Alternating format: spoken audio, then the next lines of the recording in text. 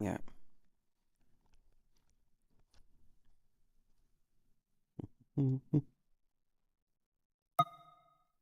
Toodly two. Yeah.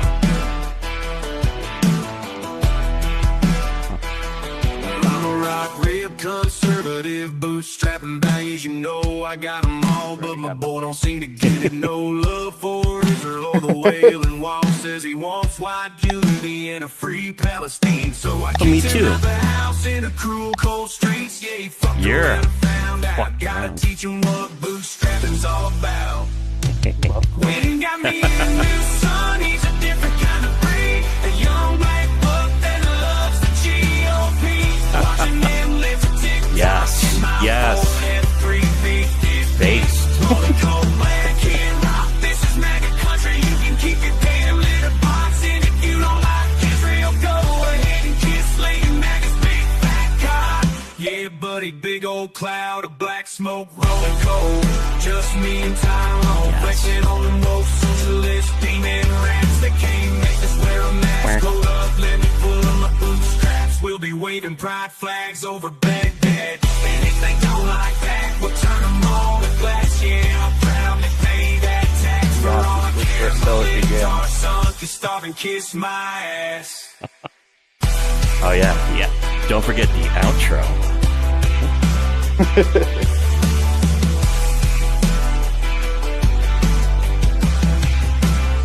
Wonderful.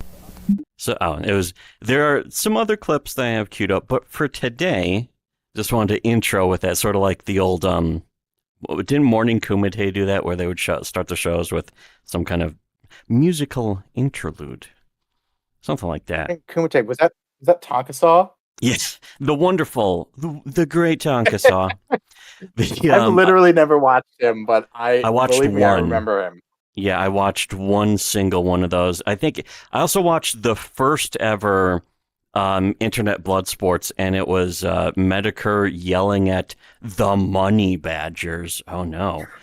And I was like, this sucks. And I never watched another one. The Tonkasaw thing, that's the first time I ever heard of Andy Worski. I was like, who is this guy? I don't know who he is. Also known as and then Opsky. the boxing match happened. Yeah, that's right. He He's would have won that names. one, I'm sure. The only one he ever would have won in the goddamn. Yeah, it's really a shame. I have to really give it to Andy Worski on that one. He for sure would have won that one. Opsky. He would have soloed. Yes. Bot lobby. Anyways, on today's wonderful episode of this, whatever this is, stream, we have Manlet Thorin on it. You know what? And right away, I think the most important thing to do at the beginning of this show is to shill the apparently upcoming show you're going to do with Daka Daka. Yes. Apparently. In the future. I'm still, yes, it's hopefully very soon. But I'm working on I'm doing stuff on the technical end, which is a bad sign. So you're going to be the tech guy. Yes, but I have very little experience with OBS, as you can tell. If you saw my last stream, I was like having all sorts of weird issues. But I saw that you were able to play the game. Out. You were able to play the game and talk, basically, and that's kind of the only necessities. I've sorted out a little bit more. We've got like layers and overlays and stuff, and that's kind of like the basics that we need to get started. So now we're really just working on, content and segments, and it's going to be really. We're on the same. Yeah, we're on the same page there, so it's very easy for us. Kino Dogme 2007, stripped down, simple, that kind of thing. Yeah, exactly. Like I'm operating off of a laptop. My second monitor is an old ass Samsung HD TV, which is probably contributing to some of my technical issues. Yes, Samsung. They make good TVs. It's got to be good monitor in that sense. Yeah, and I'm using a $7 headset that it functions, and that's all that really matters. And so you're going to be the Worski. You're going to be the Worski, and Daka Daka will be the PPP. Yes, exactly. Which is good because I stutter sometimes. Fucking yeah. Oh, you just need more drugs to really bring that out. Yay! What? Okay, I'm playing the final episode of Quake VR. You can't see the only person who can't see it is I'm checking it. I have it playing on my Oh. phone, so I'm watching what you're doing. Oh, that's good. Well, you actually are pretty technically advanced now. I can't do that. Yeah, I didn't set up my quote unquote second monitor because I didn't feel like it, and I didn't want the audio doubling back on me, so I just have it on my phone so I can see. Yeah, the echo effect. It's funny because the echo effects now, they tend to like fuck with your mic. It's like, oh, there's echo reduction. It's like, oh, cool. So it turns my microphone down to fucking like 10%, and then I'm inaudible, and everyone else is like, oh, you seem a little quiet. And it's like, really? Because I can hear me. I can hear me. And then just like the entire show's ruined. It's like, ugh. I fucked with that. You could say I fucked around and found out, just like the subject in the wonderful song. But I think I've played that 3 times on our stream so far because I love that one so much. Well, it's copyright free, so you might as well. Exactly. That's the magic. The magic of AI music is you can't get flagged for it. It's not even taking samples out of songs. But yeah, I'm in the last episode. You can write your own lyrics. You can make it as ludicrous as you want. Yeah, exactly. I think that's what happened is that whoever did that one, they definitely were writing their own lyrics there because the AI does not get that creative. Unfortunately, very sad. The AI does not get that creative with the... yeah, I mess around with a lot of AI text generation, and it's just like... It's fun. It always kind of like circles back to certain things. But that's the picture that you did, actually. The one of exactly. both of us teamed up. Yeah, that one. Yeah, exactly. I did that. It's funny you can tell that you AI, can detect the style of even like Bing AI. You can kind of you can tell if it's Bing or not just because of how much cleaner and higher res it usually looks sometimes. Yeah, the shading is very like peculiar. Like you just and certain faces almost always come out the same no matter what character you're trying to generate. So I think the movie Bob ones I did the other day came out pretty good. Yeah, those ones are perfect. It gave me a variety of styles. Yeah, those ones are, and you know the most important thing is that it made Movie Bob look good. He comes off very nice in those, as he should.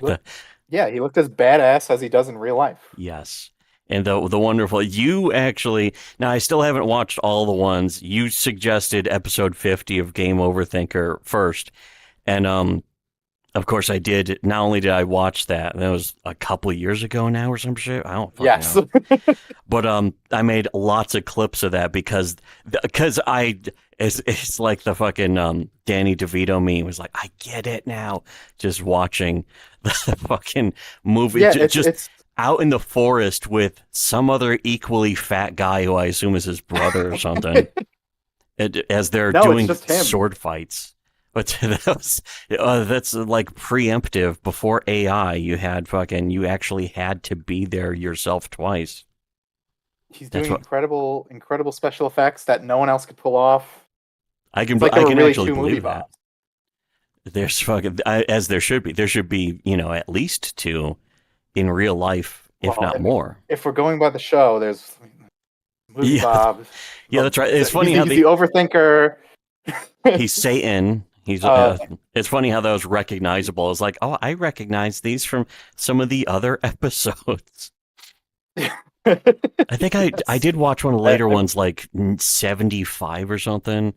This is the one with viewer mail, and he was talking about Gamergate. Yeah, I know you've seen it. I think you've forced your girlfriend to watch it. Oh, we got drunk once, and I made her watch War of the Thinkers, and she's like, "What is this?" And she sat through all 30 minutes of it. It's excuse me, sweaty. It's called cinema. That's what it is. We call this Kino on the internet, lady. Yes, you don't get it. That's what the kids call it. Fucking.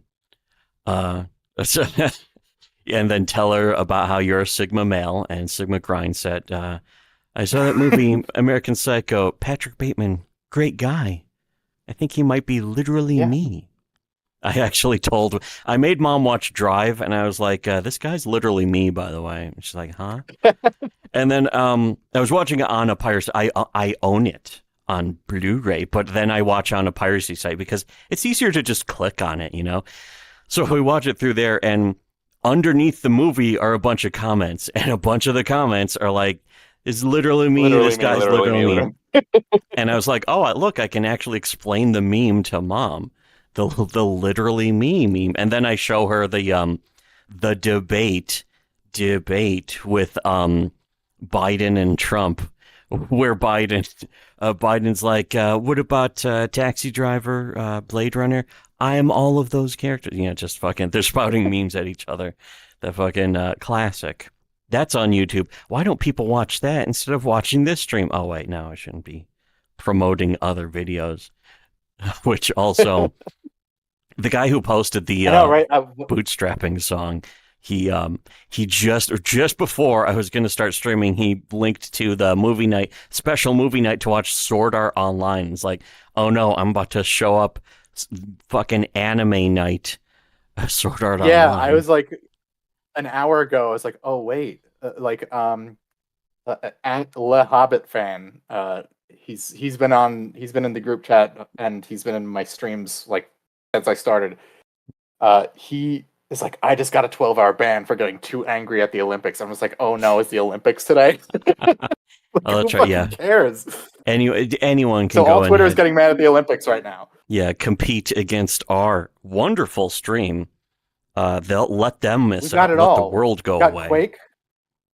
Yeah, exactly. Quake in VR. VR Quake. Yeah. There, I'm killing all the guys, and I'm cheating. I have 122 health. How do I do that? Whatever. I like that move. Some sick recoil. Yeah. It's like that move from, I'm curving the bullet like in the documentary Wanted, starring Angelina Jolie as herself. But, or the Desperado Maverick move. Werewolf's in the chat. Yes. Megan Stebbins. Thanks for coming. Abandoned Twitter Olympics rage bait to be. Oh no, that's you're really missing out on the Olympics. They do it every 4 years. What are you really gonna miss out on? Who gives a shit? Oh, what's that? Is that? Oh, that's your secret switch. What did it do?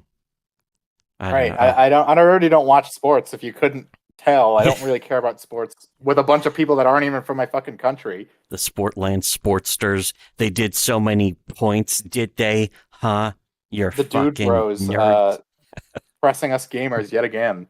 TDBD. That's what we have to say. Fucking the one day Movie Bob will come and real rain will come and wash all the dude bros off the streets. But until then, in Movie Bob's name, we will annihilate the dude bros. Fucking, it's funny is that he introduced the anti-thinker as of the perfect straw man. It's the epitome of straw man portrayals that I'm sure Movie Bob would never admit it's a straw man, but it so is, of course. Oh, it's no. Fucking obviously the point. You didn't watch anything before that though, right? Yeah, I still was catching up. In fact, I have to look at my playlist. I think I was on 27 or something. There is literally a character before the anti-thinker. Oh no! Named Strawman. Oh, I think I did see that. A pile of straw. Yeah, it was just a picture, wasn't it? One of those still frames. Yeah, it's just like it's like a picture of straw that he like got on the internet, and he like put some like MS Paint googly eyes on it. Oh yeah, and then I he did shoots see it that. to death. Yeah, take that. See, that goes to show Movie Bob. He gets it. He really gets it. But then at the same time, does a strong annihilate your enemies. Yeah, exactly. Just shoot them. Just be ironic about it. You ironically. We're just gonna kill them. That's people you disagree with. Yeah, that famous quote. We're just gonna kill them. Movie Bob, 2008. That's I can't believe Sam Hyde stole everything. He got everything from Movie Bob, of course. I'm completely Sam lost. Hyde is basically just a real life anti-thinker. Yes. He's Movie Bob's character brought to life. He's a real life movie. Through the power of video games. Yeah. And just as delightful and lovable as the anti-thinker is. In fact, in a way that you can tell Movie Bob almost liked the anti-thinker too much to like get rid of him or truly have him destroyed. Movie Bob was like, this guy's just fun though. It's fun, at least fun to play. You can tell he's enjoying being the character deep down inside. He really did love that character because he brought him back, and then he couldn't even let him be evil Movie Bob anymore. He had to go, like the anti-thinker had to became a hero. Movie Bob down and talk to him about feminism. Yeah, and let me guess, maybe he started a little bit came to an understanding. Like, wow, I mean, I still have to watch those episodes. I'm sure it's entirely possible that the anti-thinker's like, yeah, right. The classic anti-thinker. That's when he's doing his Razor Fist parody. Oh, yeah. The whole thing is better than Razor Fist. He actually is better than... I mean, no Movie Bob ever told me that shitballs deserve to live. Exactly. In fact, if anything, Movie Bob... He didn't make impassioned arguments for... what was it? Elric of Melnibone? He's obsessed with that. I actually read... I found a couple of the Elric comics because Razor Fist was like, these are the actual good things. This is the real Witcher. Yeah, exactly. And I was like, okay, I guess The Witcher is just, copying things off of this. And I read it and it's like, this is nothing like The Witcher. What the fuck? And then I started to really realize something, at least a little something was wrong when he said that the Daredevil movie with Ben Affleck was actually really good, especially with the director's cut. And it's like, okay, no, just fucking no. Well, you know me, I could make an argument for that movie. I liked watching the riff tracks. There are fun parts of it, as much as I'm sure people despise that Your Movie Sucks guy. The watch along thing they did with the Daredevil movie was funny and I have seen the movie at least 5 times, mainly because of the riff tracks, though. You don't do that with a movie that's bad. Yeah, it has to be at least watchable, but it's like Ben Affleck is constantly smirking and being like, yeah, I'm Daredevil, but then also it's like, oh, I'm sad because I'm Daredevil. It's just like, ugh. It was like, they could have cast Movie Bob, actually, and it would have been no worse, for sure.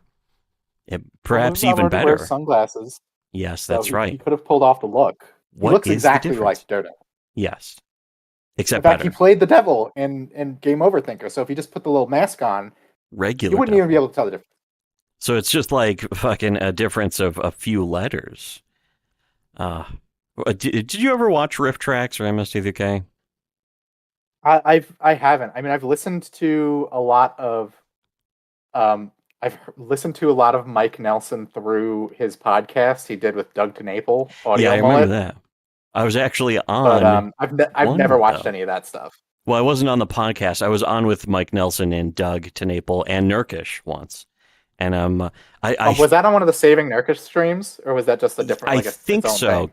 Kind of. I think it might have just been its own thing. It was after me and brother finally started showing up on our own with Doug. Because I remember Saving Nurkish. That was forever ago. Yeah, it seems like 1,000 lifetimes ago. But yeah, I think it was after that. Now Nurkish actually basically is a Christian. It's kind of impressive. I've listened to that stream he did with Doug multiple times, and I was like, oh, this is pretty cool. Good for him, and I'm glad he's back. Yeah, and he's doing really well. Have you seen? Yeah, his channel's blowing up. I am subscribed to it. I don't really watch any of the videos because they're kind of really just boomer bait. But he does it well. He knows what he's doing. Yeah, the same way that Doug TeNapel. In fact, probably maybe let's draw a huge schism right now. Nurkish better than Doug TeNapel at Doug TeNapel's own grift. But because Nurkish is just funny. He's just funny. He's a funny guy. He's got the Riz. He's the Rizzler, you could say. But he's one of the only guys who I consider actually justified in the grift or whatever, The only person who really I know deserves to make money off of YouTube monetization and shit. Yeah, and he had a lot of people like going after him for a while. Yeah, Comicsgate especially, It's a though. load of horse shit. And it's kind of bizarre because I'm holding. Oh, that's right. I'm holding in my hands right now a copy of Cyberfrog 1998. Holy shit! You mean the original old one that was published by Harris or something, or his reprint? No. no. The actual like shitty Indiegogo like Ashcan comic. You actually gave money to that gay shit? I mean, I know a lot of people did. I bought into the first one. Yeah, that was the thing. There was I read it. it was the grift absolutely where everyone was pushing it to. Every single person was like, this is going to do it. This is going to be the thing. I mean, at first I was like, oh, Ethan is he's a guy who worked for the thing. Yeah, he'll, this. And I told Ethan, it's like, this is what we should do. Holy fuck. I don't have God mode on. Whatever. But I said to Ethan, it's like, that is what should be done, is just create your own, what they now call the parallel economy. And that was before, though, the results. That was before the fruits of the labor. Shit. Yeah, because it's fucking boring. It's one of the most boring comics I've ever read. Yeah, I actually found I think it was just around the time his YouTube, it was before he even had a silver play button, before he became an abject silver play button. And I say silver play button as the worst racial slur I can possibly think of. But before he had the silver play button, like he had, maybe 10,000 subscribers still. And I saw Cyberfrog in the dollar bin at my local comic store. So I bought it. And I did read it, and it's like, the same generic TMNT knockoff. Not even as creative as like there was other TMNT knockoffs that were just on the nose, like fucking radioactive adolescent kung fu hamsters and shit. That were just announcing this, like, we're a TMNT knockoff. That's the entire point. And I was like, oh, and that was actually funny. That was fun to read. Cyberfrog, on the other hand, was just a TMNT knockoff that didn't have any self-awareness. Holy fuck. I don't have any really fucking weird. Ammo. There's like a guy.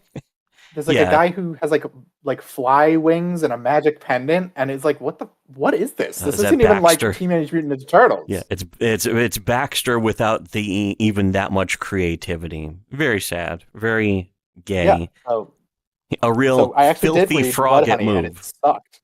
Yeah.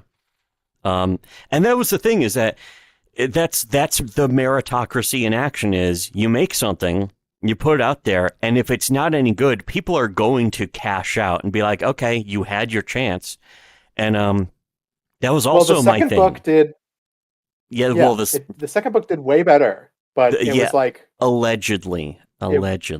Yeah, but like, I'm not going to question his financials. But I will. But it's just...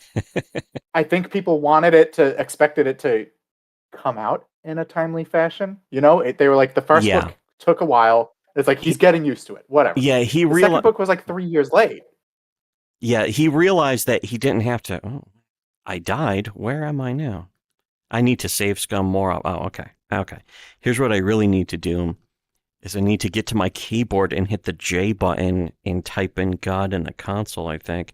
Can I do that from here? But if I open the menu... Yeah, here's this thing. Anyways, yeah, the whole thing. I feel like I should go over the entire thing over again, but it's like, I kind of already have. I've already talked about. That's kind of your whole thing. But yeah, well, that's the thing, is that the money that, how Cyberfrog 2, it made more money, but that campaign was open the entire time that it was late. It didn't get that money until it was late by at least 2 years. Not doing nearly as good. No, but the thing is, after a couple more years of it being late, it may... on paper, make more money. Again, on Indiegogo, you can fudge the numbers so much easier. If you donate 100 times to one campaign on Indiegogo, it shows up as 100 different backers. Well, I've had people tell me, because I know a lot of people asked. Yeah, no, it doesn't. It keeps the refunds. If you get a refund, it keeps the total on there forever anyways.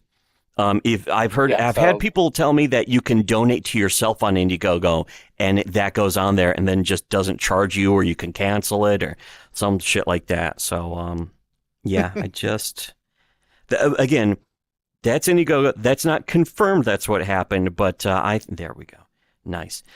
That is, we might as well assume. That's why I said, like, I won't question the financials, but it was like, I will. Like, I knew if this book is late, the third one's not going to do as well. And lo and behold, look at how well the third book is doing. Well, plus if you compare it to his other campaigns in general that are just like for variant covers and another variant, ribbit coin and shit. And it's funny how many. Yeah, that was weird. Yeah, how many people stuck by him after it was clear that he was disingenuous and lying and all that shit? People, so many of these other supposed culture war YouTubers, who are, they're about creating that's why Eric July, took off so much, is because people were like, okay, the Ethan Van Sciver thing didn't work out. Iron Age isn't working out. And then it's just, did I get ammo? No, what the fuck? But, it's just the next rebranding. And then there'll probably be another one in another couple of years. And, they may try and tie it in with ISOM or something like that. But it's possible because anyone can do it. Any company can just come along and say, hey, now we're the new spin-off of Comicsgate or Iron Age or Rippaverse. We're the next one of those. We're going to save comics from the woke, and we're going to save the culture war and all that shit. And then people will go, oh, this one's going to do it. This time it's actually good. And, then it will suck. And then people will pretend that it was still good the whole time. And then it's next so weird. Few years. Like, and when you go back and you look at some of the people who cropped up in there. I mean, one of my favorite ones, creepy people, is Donald Away. Yeah, well, so it's not just a clever last name there either, because his comic was very late as well. His comic was later than Cyberfrog, and he stole money from the guy he was working with, only to have him come crawling back. Yeah, that was he wanted pathetic in so many different ways. Sequel, and he's like, oh, I literally can't write 20 pages. I need this 22-year-old to write a book for me. Yeah, this kid, which is at least that's a better approach than most of the people in Comicsgate who can't write but decide they're going to, and then they write a story that is just full of plot holes and continuity flaws.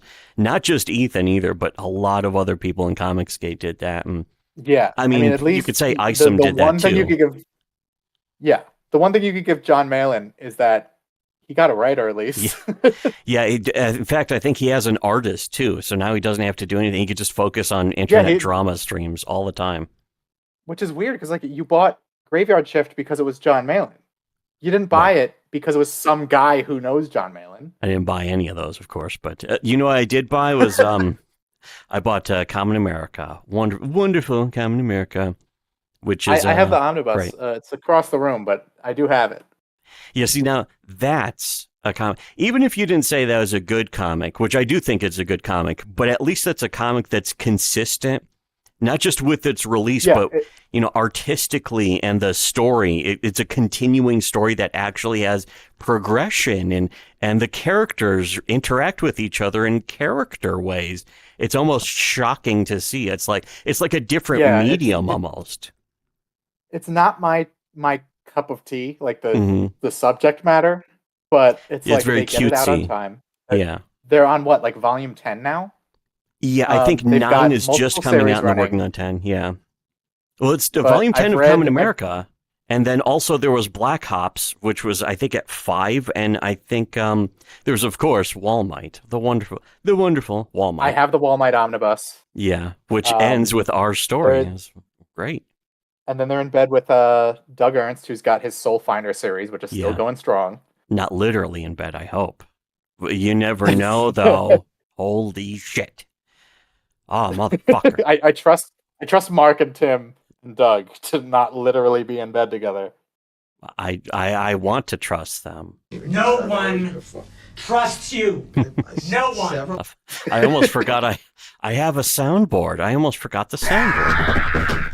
The lovely Volume 10 is the soundboard. next main line, and the manga is in development around the same time. Yeah, I know they've got some traction. Oh yeah, on, they actually have a in the Japanese Japanese. market. I know they fucking blew up. Even their YouTube channel. It's funny. Their YouTube channel blew up with Japanese viewers because it's just goofy little tiny clips, very simplistic animations. But that's all you need is like shorts, and it's like, oh, check that out. They just got to hype it up, and they do a very good job at that. And they're constantly doing it. They're constantly Without making internet sure drama too. that they're selling something. Yeah, exactly. It's selling actual comics too, by the way, instead. See, that was the other thing, is that everyone is memory hold at the fucking goldfish brains in the sector have intentionally chosen to memory hold that. But that was Eric July's whole selling point for Isom at the beginning too, was the fucking haters. They hate me because they're woke. Leftist SJW, the exact thing that Ethan Van Sciver was doing back in 2018, 2019, and so on. And yeah, what the fuck? This was open for a second. What? Oh, okay. I'm trying to figure out the game. Explain to me, because I've watched the Kino Casino clip, of course. What is? I'm sure you know it better. What is the source of the beef between EVS and Eric July? I mean, the whole thing is. The visual, the concept. Oh fuck, the concept of the whole. I mean, it's the culture war. It's all fake. So Ethan was just jealous the whole time. Not jealous of Eric's success though, but jealous that Eric just did what he was doing and got credit for it, and Eric hadn't embarrassed himself with like fake campaigns for fake products that he had to refund in disgrace and have backed up by, cokehead child abusers. Now Eric has his own cokehead child abusers who are, on his side, but they're just Ethan's former cokehead child abuser friends. So Ethan's just embittered about the fact that all of the credit that's going to Eric, he feels should have gone to him in the first place. That looks like he did have that like weirdo, like Tony Soprano wannabe personality. Like I remember when he pinned fucking his diversity anti-thinker in comics to a wall, and he's like, say your Comicsgate, say your Comicsgate. Yeah, and the he's struggle like, snuggle. Oh well, cough, yeah, that cough, was I'm that not was really. creepy. Yeah, it was funny because so that was demented. your boy Zach. Hey, Richard is like fucking Chester in Airheads, where it's like fucking Chaz, and it's like, no, your real name's Chester. It's like, oh no, they discovered my secret. That's fucking your boy Zach, as people finding out his name isn't actually Zach, because he wants to act like, yeah, I'm just a cool kid who goes to Bayside High. No, you're a 50-year-old with like fucking 5 bastard children and a YouTube channel. I always found his weirdness endearing, like him getting like a security guard coming up to him while he's trying to shoot a video. Yeah. That was after I stopped watching at that point, but. He was parked in a parking lot, and a security guard came up to his window and he was like, "You have to leave." He stopped the video halfway through and came back. That was the kind of stuff that I like him for. Your boy Zach did nothing wrong. Justice for your boy Zach. If you compare him to the other guys, the other CG guys, he's less creepy. He's. I mean, he wasn't a weird porno. He's a pussycat. But he got laid. What can you say? The Soska sisters served more too. Well, he didn't get laid in the porno. He was just there watching, and I think his girlfriend like licked up some cum from the fucking actual guy. So there's some cuckery going on. It was pretty disgusting. That may have been. He looks really happy to be there, though. Yeah, you could just see it on his face. He got the whole squad laughing, but he's yeah, I feel a little bad for him, but at the same time, the way he was constantly fawning over, even after Ethan was like trying to put a knife to his throat and be like, "Say your Comicsgate, motherfucker," and he was like, you could tell he was like a half retarded child trying to be blackmailed by his best friend into doing something he didn't want to, and he didn't know how to even react or respond to it. It was pretty pathetic, but the fact that he kept sucking up, he kept licking the gunt crease of Ethan Van Sciver after that. It's like, well, you kind of get everything it was weird. yeah, coming to him. And now his comics have dried up, so I mean nobody wants him. Fucking Rippaverse doesn't want him, Iron Age doesn't want him. I mean, Chuck Dixon will still work with him, but Chuck Dixon seems to just work with whoever. He'll work with anyone. He worked with Vox Day. He worked with Tim and Mark even. He did Trump Space Force. So I think he'll just, if you got $1,000, he'll fucking write on your comic for you. I should hire him. Yeah, exactly. I could probably do that. I could do that, but I don't want. That's the thing, is that he just does the writing. It's like I actually can do that, and I've proven that, considering the fact that oh shit, what the fuck is that? Where are these fucking spidery things? I don't remember Did they add these recently? Oh wait, no, it's Quake 1. I guess not. But scorpion things. It's some kind of spider bitch who's shooting like these spike balls at me that are seeking me. The Vors. They're the worst. Because those things will hit you from like a mile away. They'll follow you around all the walls. Just keeps tracking me, yeah. Well, fortunately, I have 250 health. It's like I didn't even notice it happened. Thanks, Godmo. Thank you for cheating. I love cheating. I love being illegitimate in video. I've already finished this game. I have every right to cheat. Plus, it's just background for, completely lost here. Where the fuck am I going? Yeah, what? Oh, shit, that worked. I hate this level. This level's a nightmare. Well, it's the last episode, so it's like, oh, I found a secret. What's in the secret? Like, 2 health packs I don't need. This one sucks.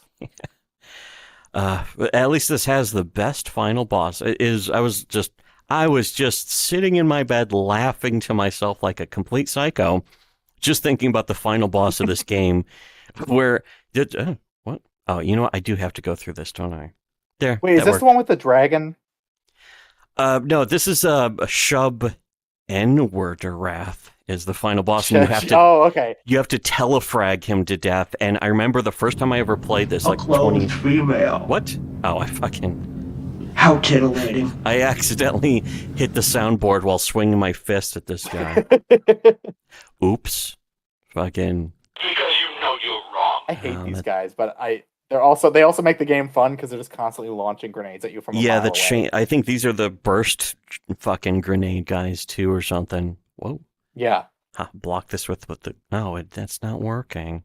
That sucks. I haven't given like half of the time to Quake 2 that I have to Quake 1. I just love the aesthetic of this one so much. Yeah, I don't like Quake 2, but I love this game, even though I haven't played it that much. But playing it in VR is fun as shit because it's just this goofy, bizarre, especially the PC VR version, because there's a version specifically, I was telling you about this before the show, but the Quake, or not Quake 2, but the Quest 2 version doesn't let you dual wield, and it's like, that's like the deal breaker for me for some reason, even though there shouldn't be any difference. Well, because what are you going to do with your left hand? Just like keep it in your pocket? Yeah, exactly. There's most VR games that are ports. It's also the saddest thing about VR though, is the funniest games for VR are games that are just ports of old fucking PC games. First of all, because it's no stress. My computer's been overheating and just shutting itself off from some of the more modern VR games just because they're just overworking. I think I was running Stable Diffusion on my computer for like a half hour straight, and I think that may have fucked up my video card. And I was like, oh no. And ever since then, that was the first time it just shut my computer off entirely, and I was like, what? What happened? It's like, oh, I guess it was a glitch. Maybe it's just a bug with the Stable Diffusion, and then all of a sudden it's just doing it constantly.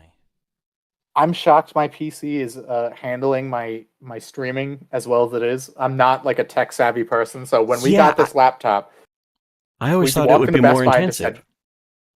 We were like, can this run Sims? Because that's all she wanted. That's all you wanted need. A PC that could play The Sims. If it can play The Sims, it can play anything you need. Using it. Wow. We got this PC like 4 years ago, and this is the first time I've really like committed any significant time to using it. Yeah, streaming is surprisingly less system intensive than I thought it would be. I always thought it would be like, oh, you got to have a super mega beast rig with 2 video cards, the fucking NVIDIA 80, 20, 30 Ti 6S fucking whatever, with We 800 were running some gigs of video RAM. tests today, and Daka's like, "Oh, your PC's really good. You must have really good internet too." And I'm like, "I don't know anything about that." Yeah, that's how they trick you. They're tricking you. The fucking my own PC is gaslighting me into thinking it's good, but I'm for that. I'm in favor of that. By all I means. think it's good, but then try to play KOTOR 2 on it. KOTOR 2 has its own problems, of course. That's one thing about the Xbox and 360 era is you have to break the games with patches, only fan-made patches. I've been playing fucking I'm almost done with Splinter Cell's Chaos Theory. Still a very good game, but every time I load it up, it's like, do you want this program to make changes to your PC? And it's like, I have played this game for almost 20 fucking hours. Stop fucking asking me. Nothing will fucking get that to go away. Of people in the comment section are like, how do I make it go away? And it's like, and of course, every comment section is going to have the people like, why would you want that to go away? Because I do. Fucking shut up. How do I do it? And it's like, well, you can try everyone suggests flashing your BIOS. And it's like, fuck off with that. So I just have to get used to playing that with fucking let me get my mouse ready, and then click on the thing, and then I can't click on it on Steam Link. Just pshaw. Do you watch Game Ranks at all? No. They did a video. It's like a Watch Mojo type thing, but with a little bit more personality. But they did a video on the Ninja Gaiden Master Collection, and they're like, "Oh, well, we played it on PC, and it doesn't fit to screen. It just opens in a window, and you have to stretch it." Yeah, there's so many fucking. And I'm like, I'm glad I don't. Because who would fucking like? Why don't I just play it on the emulator? You're just begging me to play it on an emulator now, but yeah, that's the. There's so many simple things that they can do for just these old games. Like here's a little thing. Now we'll play in full screen. Just click this full screen. There you go. You know what though is interesting about Steam Link though is Steam Link, when you fucking have it, streaming off of your thing to your TV, it will full screen any game that's running. Because like, okay, this is a game. Here it is in full, to the point where it'll even full screen launchers and shit. And that's where some of problems come up. But like Final Fantasy X, I fucking finally potted that because I want to play that again. It's been like since it came out. That's the last time I played it, and I'm like, I want to play it again. I've never beaten that one. I hated the end. Well, the ending has the coolest end boss fight and boss fight music because just death metal. It's actual death metal for the end boss fight music. It's that song by the quote unquote black mages with the singer from Rammstein, right? Yeah, and it's fucking I know it's Cookie Monster vocals. The final Aeon. Yeah. It's when you're fighting. I got up to I got to the first fight with Seymour, and he just like kept like one-shotting me. I fucked something up. Yeah, I fucking and that's how I am with all the old FF games. It's like I always get to a point where I'm like, I realize I screwed something up. Yeah, I've played them since I played them since 1. 1 is the only one I really hate. I don't even love 10. Yeah, because 1 is like, if you attack an enemy and you're attacking enemies and then you kill an enemy and the other guys in your party were targeting that enemy, they'll just start punching the air. It's like, what the fuck is this bullshit? Obnoxious. Yeah. Like even like I'm playing 9 right now and they auto target like another enemy. Yeah, that's the thing is that I think once, I don't know if the original Japanese, for me, the only 2 is the American 2. There is no Japanese 2 or 3. There's only the American 2 and 3, as far as I'm concerned. And 6. Yeah. Well, that's what some other people call them, but I call them 2 and 3. The one with the 3, the one with the Moogle on the cart. I always wanted to play 5. Just because I have a fascination with the character. 5 sucked. Like he's so. The tree. I've heard it sucked, but that character is so strange. Well, the problem. I it's not that it sucks in a way you can get past. It's that it has the job system, which is the worst system in all of the games, and they only used it in a couple of the games because They it's use it so and fucking and in bad. 3. The 3 And doesn't I'm have one of the few people who played Japanese 3. Yeah, Japanese 3 had it, and it was kind of easy. Well, I played that remake for the GBA of 3, and I liked that because that was incredibly easy. I liked 1 on the GBA remake also because that was incredibly easy. I have that one, yeah. Yeah, that one's actually good. I would recommend if anyone wanted to play Final Fantasy 1 to play the GBA remake. It's really easy to find. But I played the original just like a couple months ago for the first time ever. Well, I not played it for the first. I beat it for the first time ever. We rented it back when it came out, and I fucking hated it. I was like, "This is gay. This sucks." And boy, was I right. And then Final Fantasy 2 was coming out on the Super Nintendo. And we actually had a Super Nintendo. I was even shocked. I was like, we have a Super Nintendo? Holy shit, when it's just coming out? So I remember seeing a Nintendo Power for Final Fantasy 2, and I was like, this actually looks pretty cool, but I hated the first one so much. And I think we rented it, and it was like, oh, they fixed everything I had a problem with.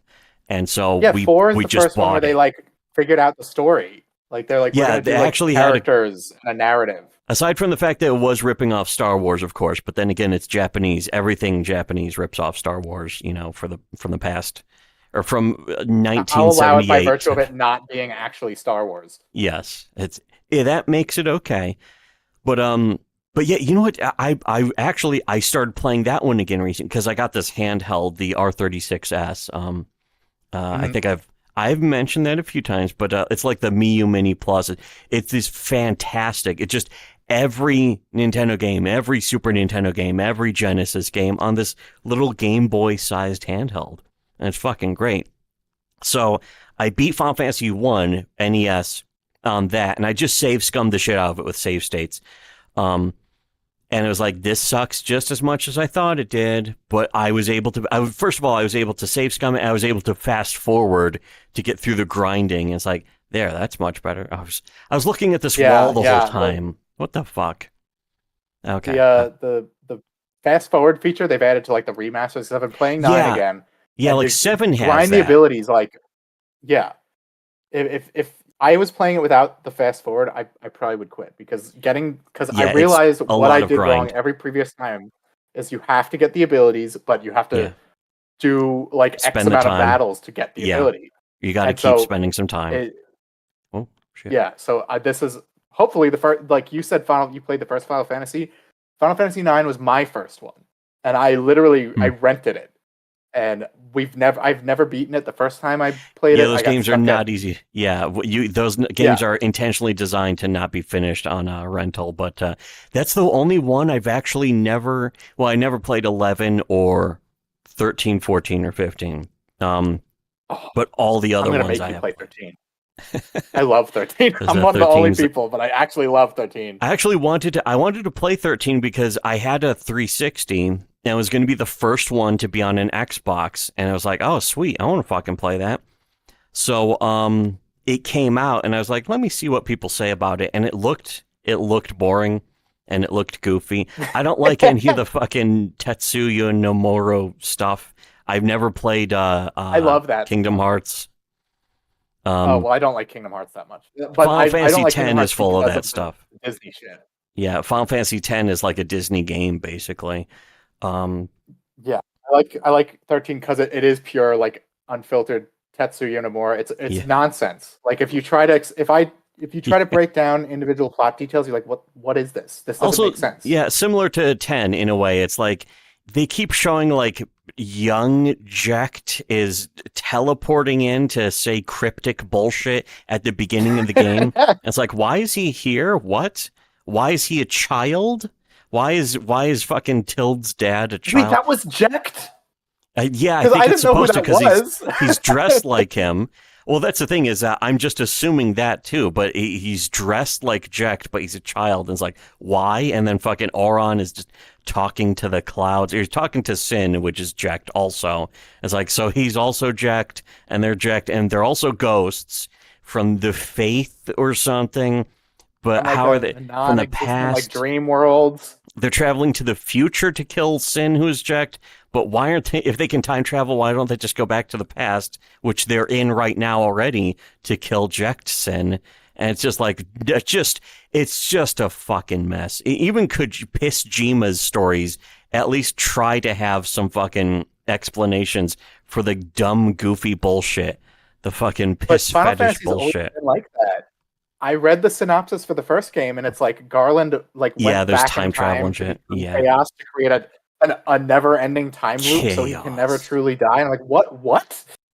yeah. I bought that recently. That's installed and waiting for me to get to. I have to finish Chaos Theory before I can get to the Chaos game or some of the other shit. Oh, you got Stranger of Paradise? I do Look, want to it's play still that. nonsense, but it's cool. That looks It's that got looks good like combat. dumb fun. That looks like goofy, ridiculous fun nonsense. And it does pay off if you've played previous Final Fantasy games, because every level is based on it looked like there was a stage bunch of from references a and previous shit. game. But then also he fucking says bullshit and turns on his fucking Linkin Park. And it's like, oh yeah, that's the kind of hero Final Fantasy finally needed. But I think 6, oh, sorry, I mean 3 is actually the best one. I want to play 3. I think I have the GBA version of 6, but I heard that was the worst version. I don't, I can't imagine it's that bad, because I think the worst version is like the mobile phone version. Because they did, Well, they redid the graphics to be like an American cartoon or something. It's like, what the fuck is this shit? It looks ugly and bizarre. But I have no idea how because I heard people say the pixel remaster of 6 is bad, but I just played it. It's like, no, this is pretty good. This is, I it's thought fine. it looked good. I think the only issue was like the weird text font, but apart from that, it looks, especially the backgrounds and the music sounds really good. Yeah, the font So has to I want to get the fit. pixel remaster. That was always the problem with the old games, is that the fonts wouldn't fit because they were just like a letter replacement from Japanese to English. So, exactly. a lot of future releases just fixed that, basically. So I imagine the GBA version probably isn't that bad, as long as they're not changing the story, which none of them really do. Well, that's the thing. I heard that the GBA version has a different translation. Well, it can't be that bad of a translation either, unless it's just As long incoherent. as Tara doesn't say skibbity toilet, I think it's probably fine. Yeah, exactly. But then you play it and she does it. Oh no, she says it. The one thing I guess that is disappointing is there's a scene, kind of the introduction of, or not the introduction of Celeste, but sort of, what the fuck, where oh shit, I died. I can't believe I died. No, it doesn't happen to me. What kind of God mode is this? It turns itself off every time I fucking, oh no, did I just fucking, I fucking loaded my save and it went back to the last level. Okay, hold on, load, auto save. Elder Did I actually load my save? I have to load, I have to think about manually saving. Okay, here we go. There we go. You know what? And I will. You know what pissed me off? now. I was playing Final Fantasy IX, and it has the startup menu has a quote unquote continue option, so it loads from your, I guess, last checkpoint, but that may or may not be your last manual save. Yeah, if it's so like I loaded up and I'm auto-saves like, why am I 3 levels back? So yeah, I wouldn't recommend using it. That is the thing about Japanese games, is it took them 20 years to realize what Half-Life 1 should have taught them if they fucking took lessons from superior Western devs. What? From the superior Westoid developers? Yes, exactly. They need more West. It wasn't until the wonderful Dark Souls did they start introducing some real Westaboos. Okay, wait. Yeah. It said something about shooting the window? Okay, I don't know. Whatever. But yeah, that's the thing about like save systems and stuff, is Japanese devs were confused by all of these, other countries in their games fucking adding save anywhere systems. They're like, what? Why would we do that when we can decide where you save? It's the whole point of curating your experience for you. I don't know if they talk that way, but yeah, it's very weird because like a lot of well, it's still true today. Like the Japanese devs, like they don't know what to do with PC. Like that's why like so many of their ports come out like shit. But when it comes to console, they're fine. sloppy ports. But Yeah, then you exactly. have the opposite with the West. Yeah, the West is like, fucking, even classic games like Solstice. That soundtrack is so fucking good for Solstice, by the way. But it's such a weird, clumsy game because it seems in every single way to be just made for a PC. And it's like, but you got to play it on the Nintendo controller. It's like, what? And so many of them were like, okay, push select and B to drop the box. And it's like, what? What the fuck? And meanwhile, in Mario, it's just like A to jump, B to run. There, that's all you need. Yeah, you saw me playing Riddick, and it's like, that's very clearly a PC game. Because like, the controls are like demented. Yeah. If you don't have a mouse and keyboard. And still a little bit streamlined enough that it works, like, the combat, the punching, the blocking and stuff. It's like, here, this will block, this will punch. That's the nice, simple, bare bones shit. And some of them have gotten worse, like fucking, I don't want to say, I won't mention Bethesda games, but the way a lot of them, or like Battlefield 2042, it doesn't let you rebind like fucking jumping and crouching and sliding and shit.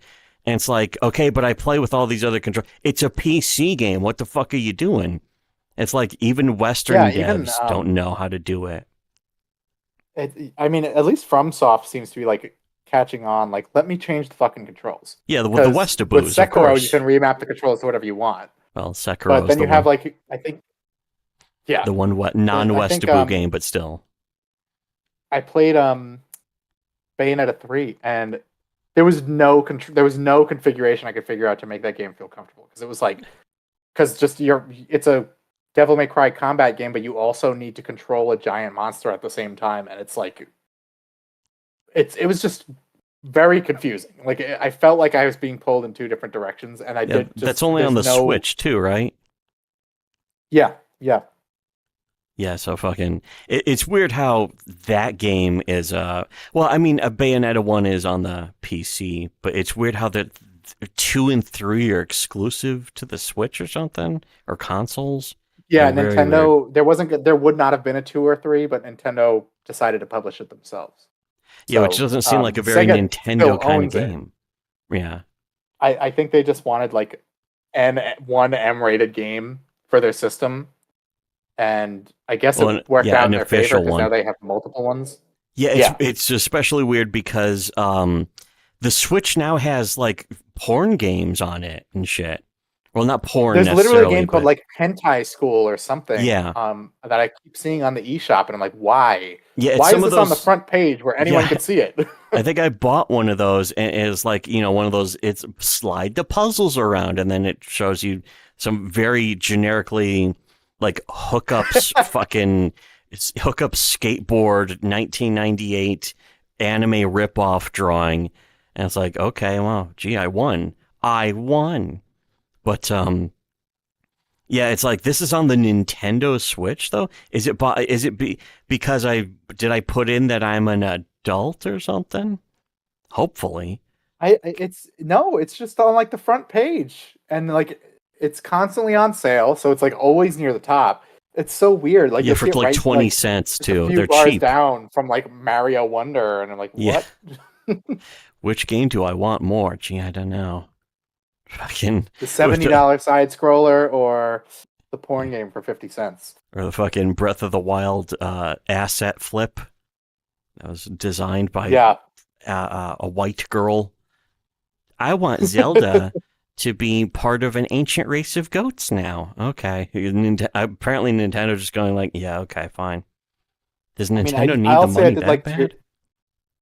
I liked Tears of the Kingdom better than Breath of the Wild, but that's because the tools they give you to mess around with were more engaging than Breath of the Wild. Yeah, I was kind of waiting to see if I would get into that, and like, I have so many other games on my plate on Steam though, and I was like, I'll get I had it on the emulator, and then I just never got around to it, and now people are just shit talking it all the time. And it's like, I'll probably never play it, I guess, because I did play the shit out of Tears of the Breath of the Wild, and I really loved that because it was just the big open, expansive exploration. It was what I really wanted from Zelda for a long time was just being able to feel like I was finding something new in the game that you weren't even meant to find sometimes. I was like, oh shit, that's awesome.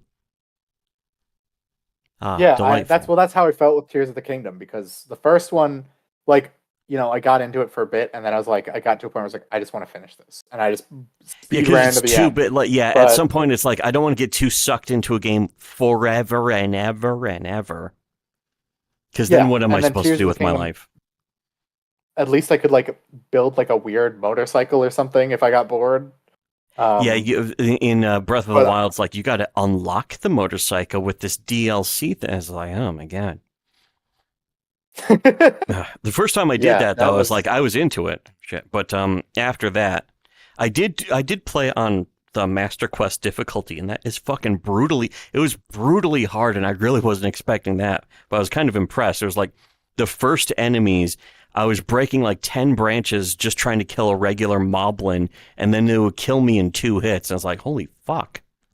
It was crazy. Well, I feel like those games have some sort of adaptive difficulty that no one talks about. Because I feel like as I got further in, there were more white moblins that are the hardest ones, and it was annoying at some point. I was like, I don't even want to fight these enemies anymore. Yeah, I think it was adding harder enemies just the further you would go in.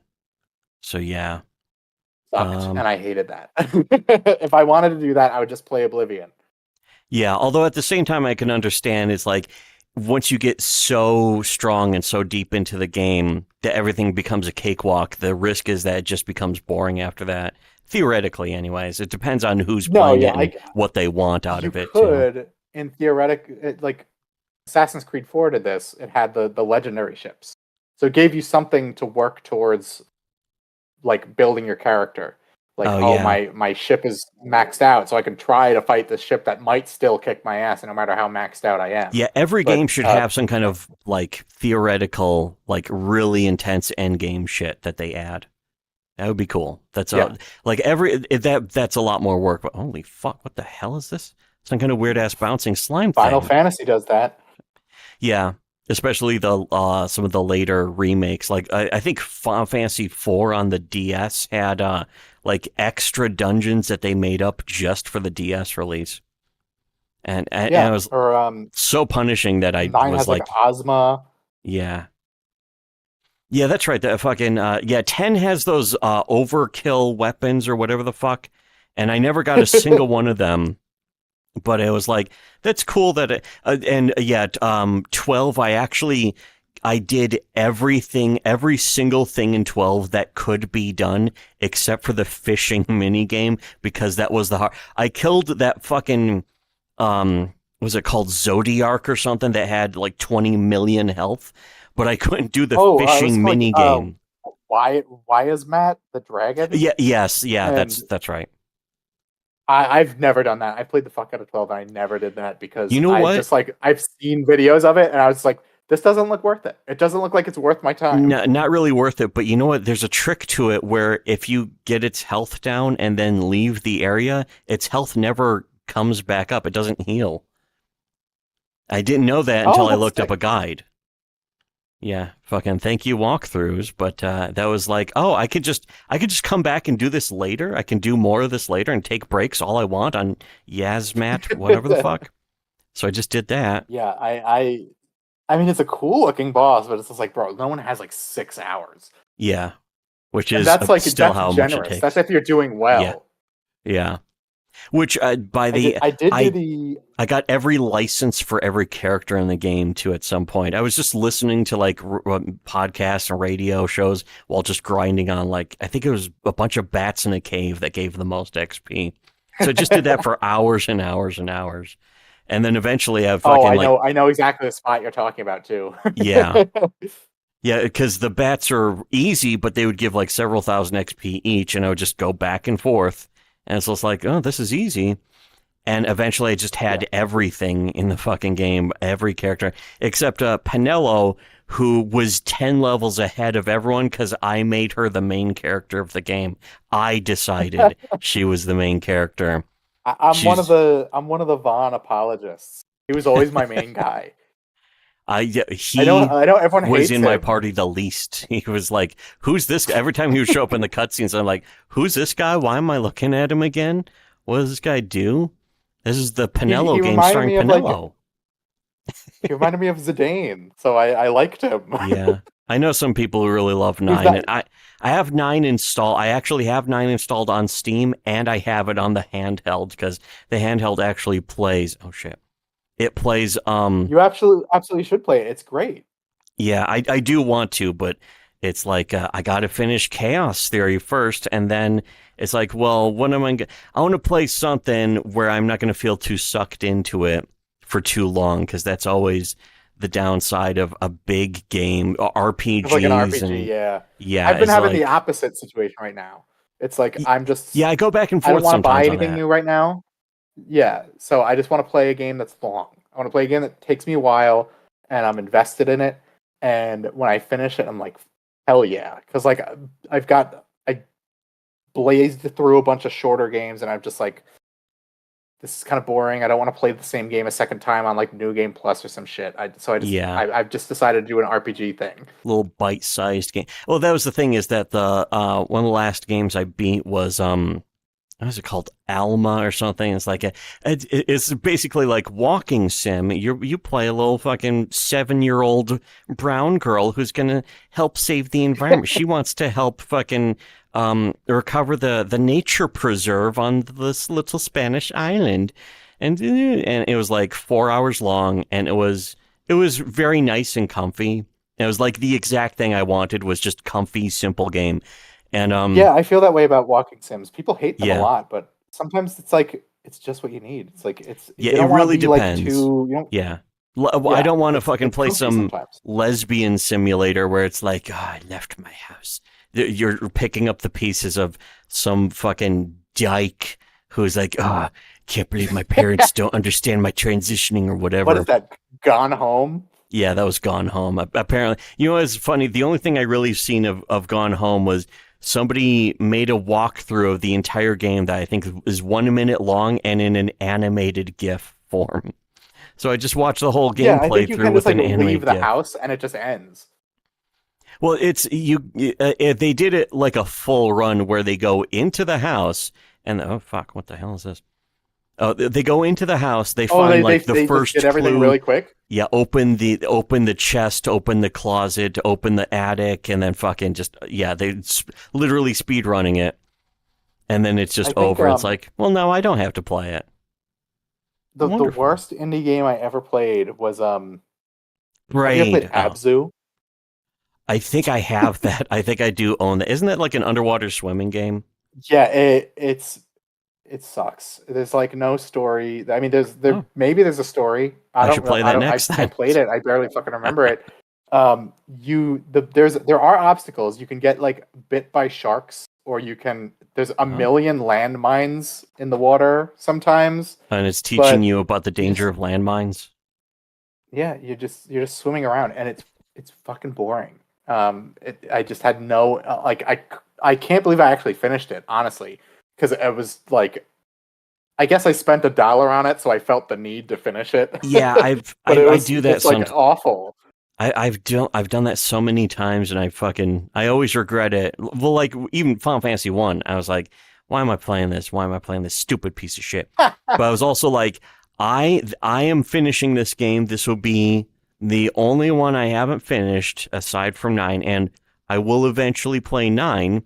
So it's like, instead of like having the shittiest one unfinished, it's like, now, if 9 is good, I've actually never finished 8, but I got near the end and I was like, I don't care. I don't care about these stupid assholes. Well, and plus it's like, what am I going to do? Mass Effect Fucking save the Andromeda. world. Yeah. I logged fucking 50 hours into it. That wonderful classic Andromeda. Underrated game. I'm pretty sure I'm up to the last mission. And I just got to it, and I said, I just don't want to play it anymore. It's don't like, even want to try to have sex with the aliens. Yeah, I get the point now. I understand the premise. I'm going around shooting bad aliens, and I am the good guy. That's well, it's like you I've go done to. that. It's like Star Trek. The perfect analogy is it's like Star Trek Voyager. Your characters go. Yes. really far away from their home galaxy, except they only encounter like 1 or 2 alien species, and it's Yeah. not interesting. And they're fucking stupid bird people who don't even have warp drive or force fields or replicators or anything. Yeah. And you're constantly getting your ass kicked by them. Really? That's when I cashed I mean, out it's of an unfair Voyager. Basics Yeah. is when I cashed It's an out of unfair Voyager. comparison because Voyager is better than Mass Effect Andromeda. I will It give becomes that. better. Yeah, it certainly becomes better. The later seasons of Voyager. Mainly it was like the Doctor and Seven of Nine are the only interesting good characters. And they didn't know what to do with the rest of it. It was really sad. I always liked Neelix as just sort of like a kind of like stood out as the only character who he's from that galaxy, so he's not fucking miserable. They're So scheisse I cop. liked him. He did get Yeah, but, crew like- members killed through his incompetence, but I mean, But- in a but way, he if you hate grows the from crew, that. that's kind of basted. Yeah, there was that episode where but, he's like, I don't know where, I don't know anything past this point, and he was trying to pretend like, oh, there's this guy I know, and he was trying to fucking find a map of the rest of that part of the galaxy, and I think there was some other guy who was like, hey, another Neelix guy who was like, hey, maybe if you fucking sell weapons from yours. I mean, I'm kind of mixing that up with the fucking Quark episode of DS9, but still, that was a good episode. Those are good episodes. Both good episodes of 2 great shows, or 1 great show and 1 sort of sometimes okay show. But yes. Yeah, I liked Neelix. Tuvok, like I like Tim Russ as an actor, not as a person, because he's so annoying. Yeah, I didn't know he was a but fucking shit lib also.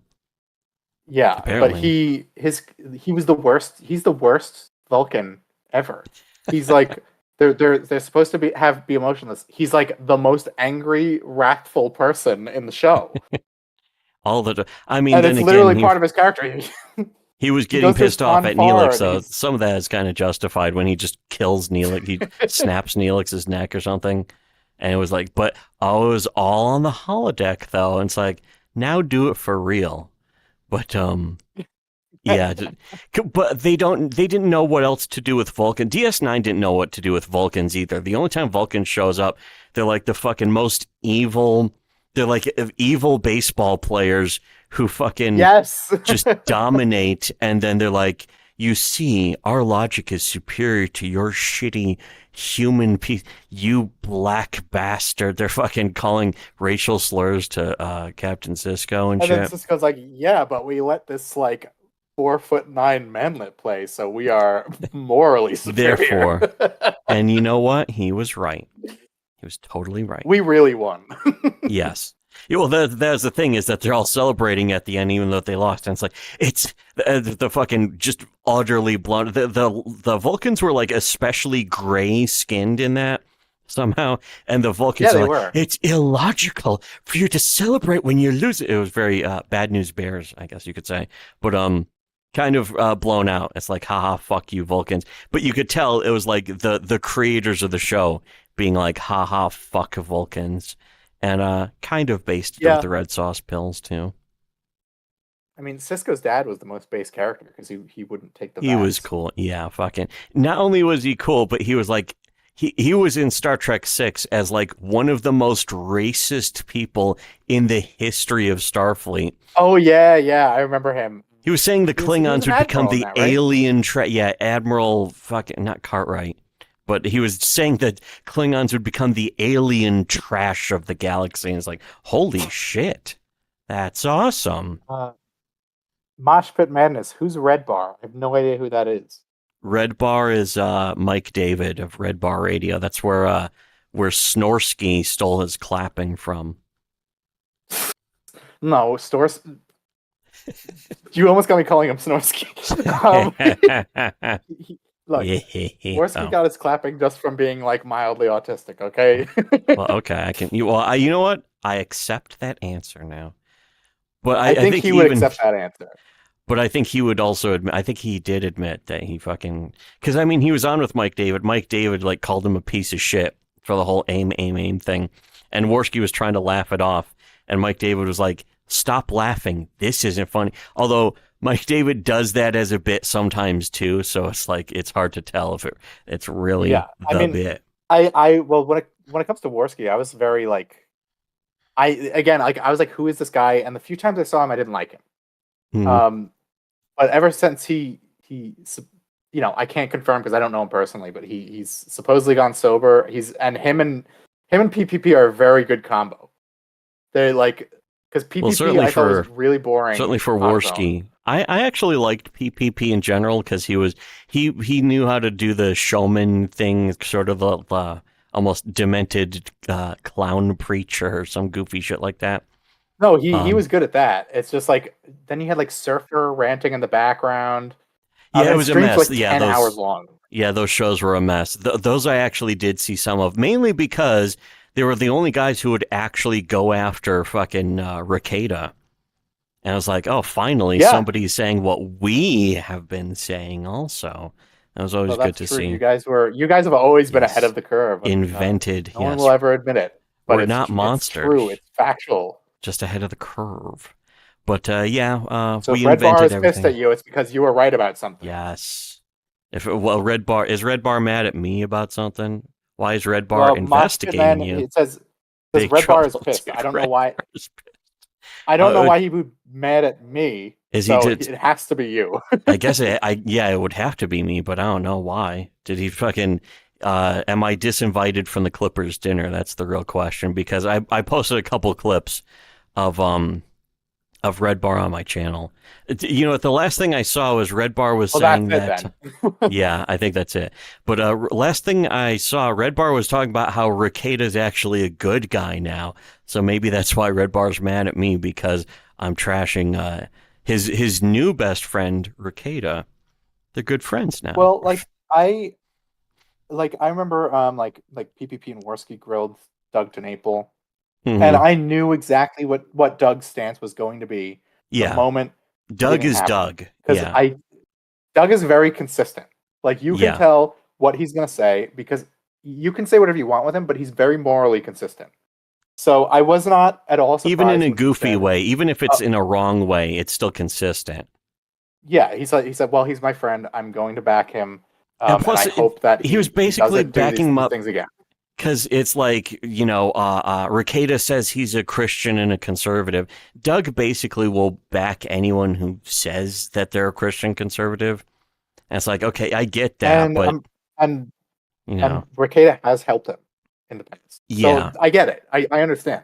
But even he was like, well, if he actually did this, it's wrong. He was not like those other people who are running interference saying like, well, it's the kid's fault. And it's like, what the fuck are you talking about? That's deranged. Yeah, the people who are blaming the kids. See, that's the thing, is that healing pool. Huh. But that was one thing that that Doug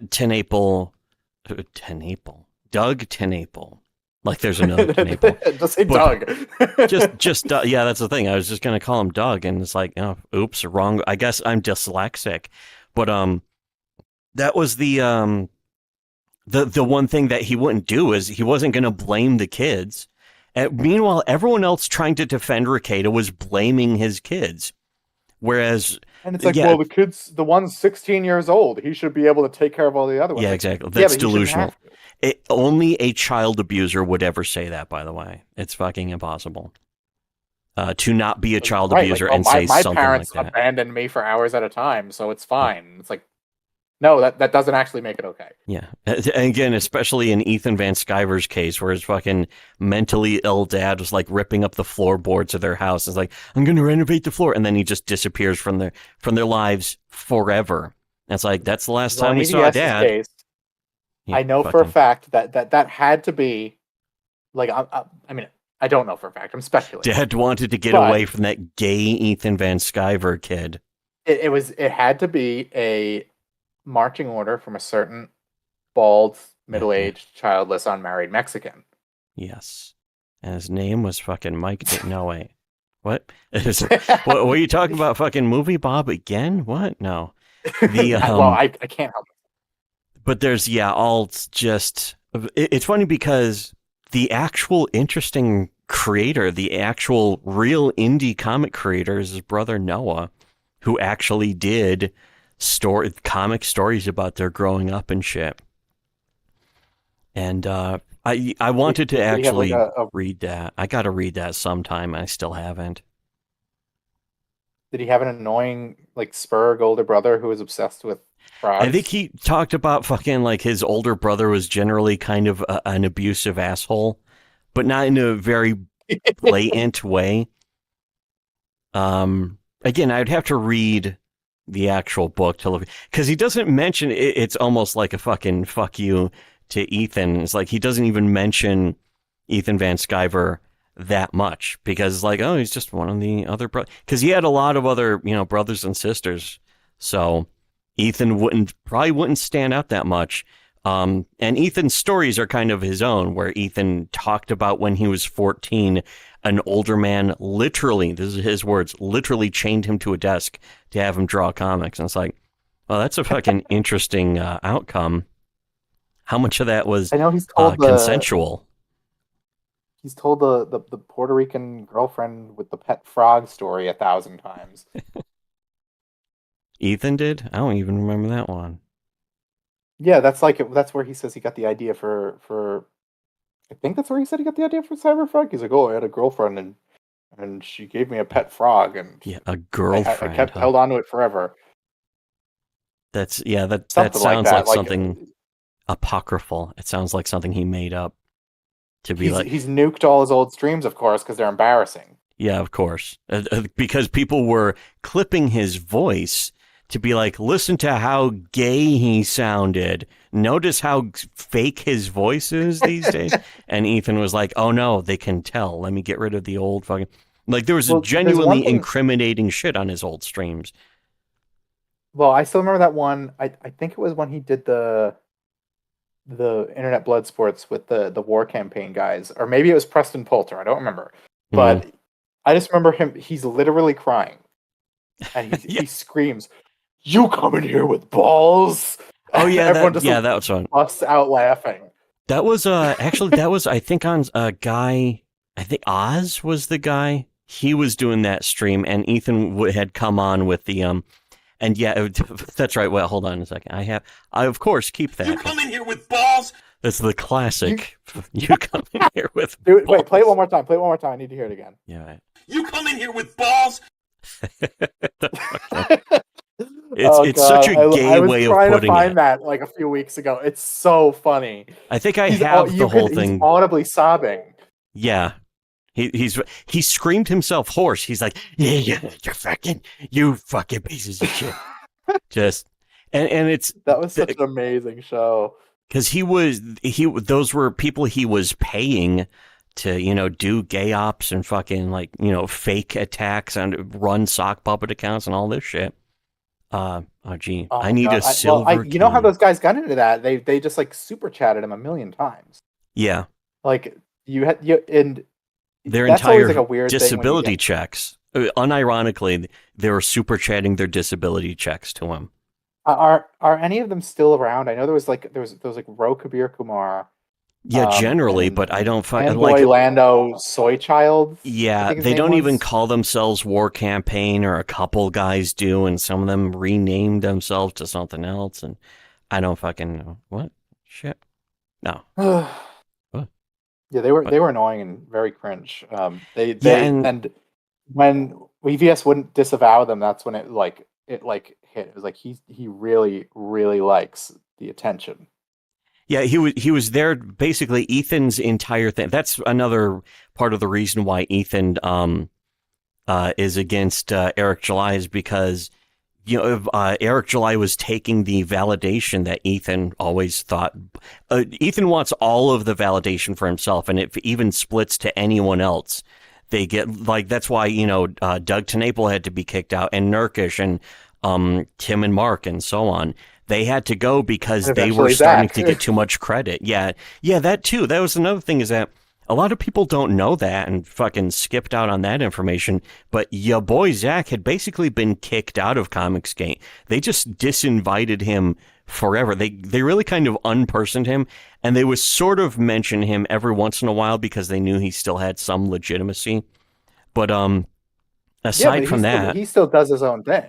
yeah, And they like unpersoned him because he wouldn't. A, he was too popular, and B, he on his own, get involved in their like weird gay shit.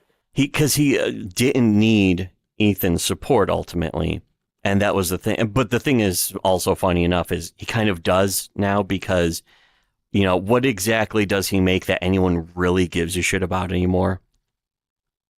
Well, I stopped watching his stuff, but still.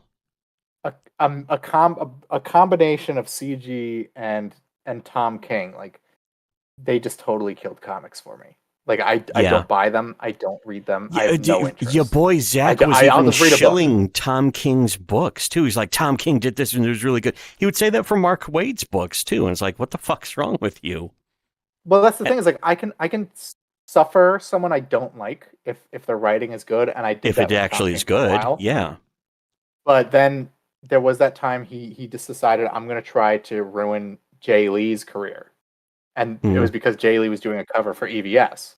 And I've met Jay Lee. He's like the nicest guy in the world. And that was when I was just like, I can't, I'm not dealing with this bullshit anymore. I don't want to see the drama. I don't want to read anything these people write because they're scum.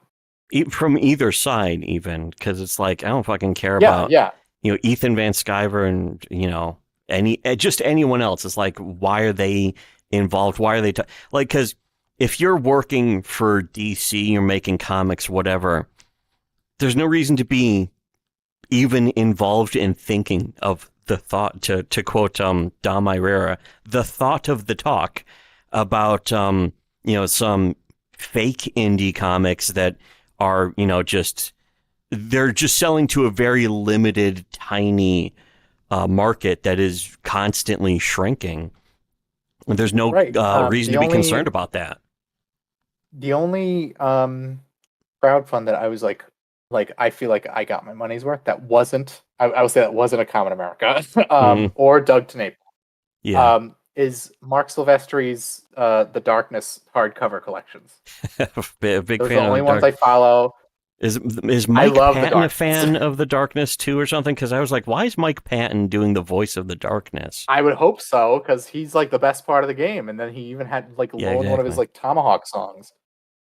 Yeah, see, that makes sense. I was like, that doesn't just happen. Nobody says, hey, fucking lead singer of, Fantomas and Mr. Bungle and Faith No More, could you just do a goofy voice for a fucking disembodied character in this kind of mid-ranged, mid-budget video game? Oh, sure, okay. Although, I will say, I have no idea why he voiced Spencer in the 2010 Bionic Commando reboot. Yeah, I don't know. Maybe he just wanted to be in more games. Because, I think it's almost obvious, apparently, that he just loves video games. Some of the songs he did for Faith No More, he would take almost like, not samples, but sort of recreate a couple video game sound. Like, I think RV starts with the water music from Super Mario 1. Yes, it does. RV is one of my favorite songs of Faith No More's. Every time I play it, my fiance is like, what the fuck is this song? It's the literally me of songs. That's what it is. Fucking, I love that song so much. My kids, they're never going to amount to nothing. A great way to end a song, too. Just in case you ever wanted to feel sympathy for this fucking asshole. But at the same time, I do anyways. I adore that song. It's like... Angel Dust in general, I love that album. It's amazing. It's funny how people were like, "Oh, Angel Dust, that's a hard one to get into," and I was like, "Oh no!"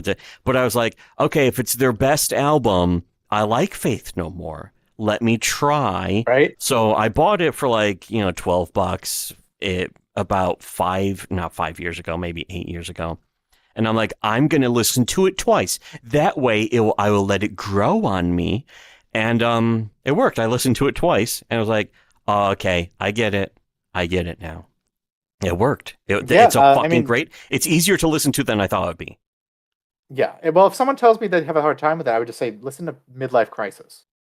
Yeah, which Like, if you start with play that. GTA San Andreas, you can hear that plenty of You've times heard. on the Gen Yeah. X station. I But didn't know like that was all Faith that. No More. I was like, what is this fucking... Because it almost sounds like generic alt rock until you realize Well, probably all alt rock stole from this song or something. I don't know. well, that's like Mike Patton's like whole thing. Like I was looking them up, and he said that they just didn't do any more Faith No More because he said this like there's nothing more we can do with the style. Yeah.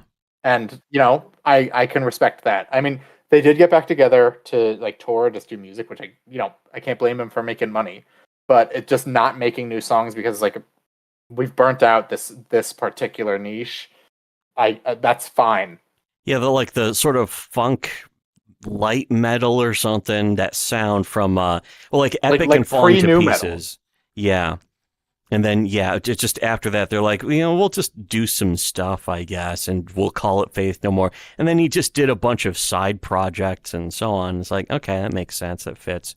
And I never got into any of the other side bands, but Faith No More, I'm fucking...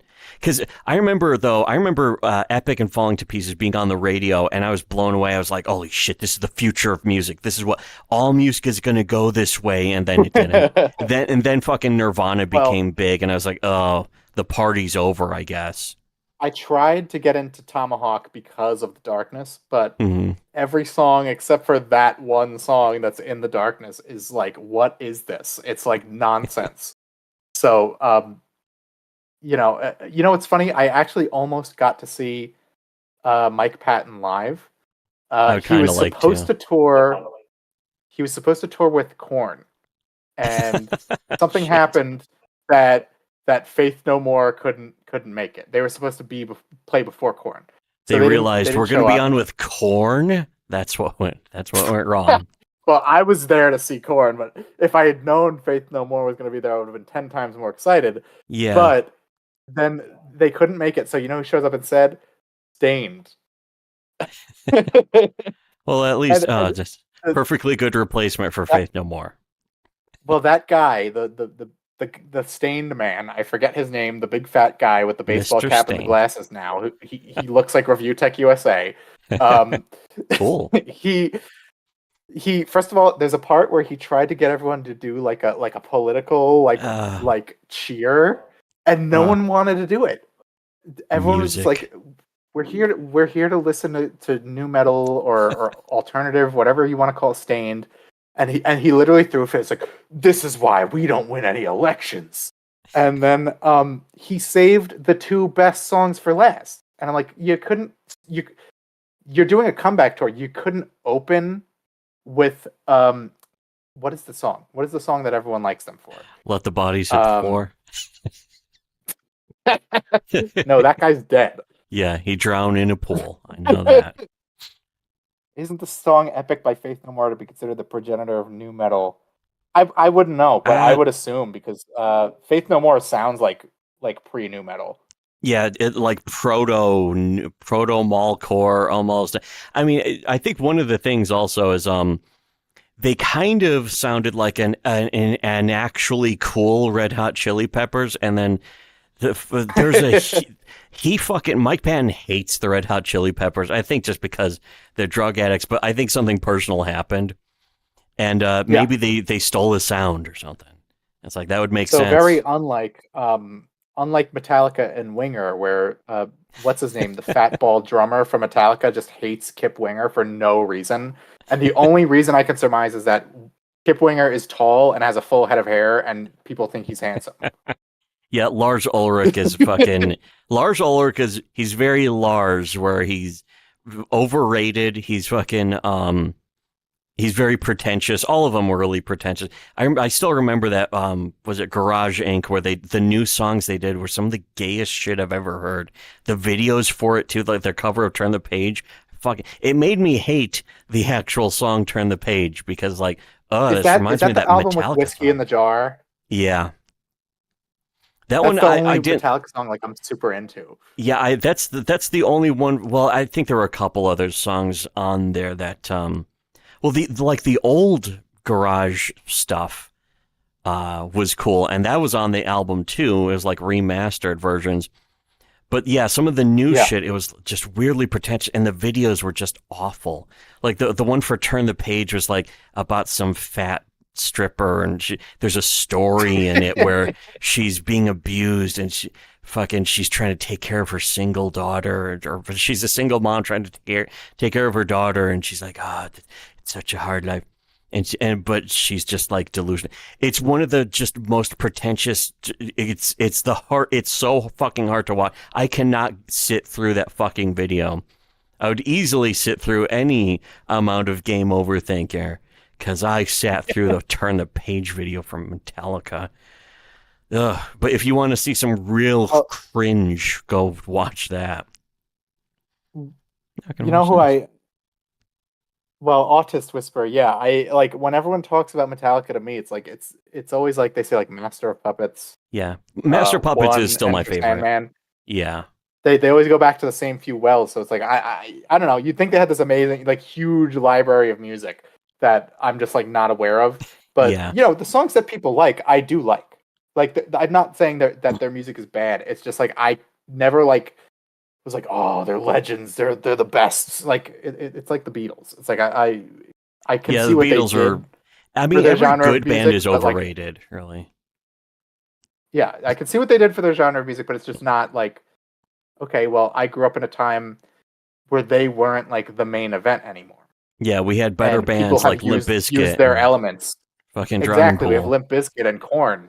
Yeah, exactly. We have Disturbed. I hated Mallcore. I hated nu metal. I just couldn't fucking stand it.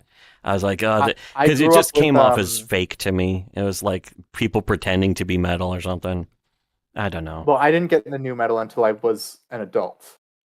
I'm older anyway, so it's like I was already old when that shit came out. Yeah, I grew up with industrial metal like Rob Zombie. So I didn't really... That shit was cool, like fucking Pantera and shit like that. Yeah.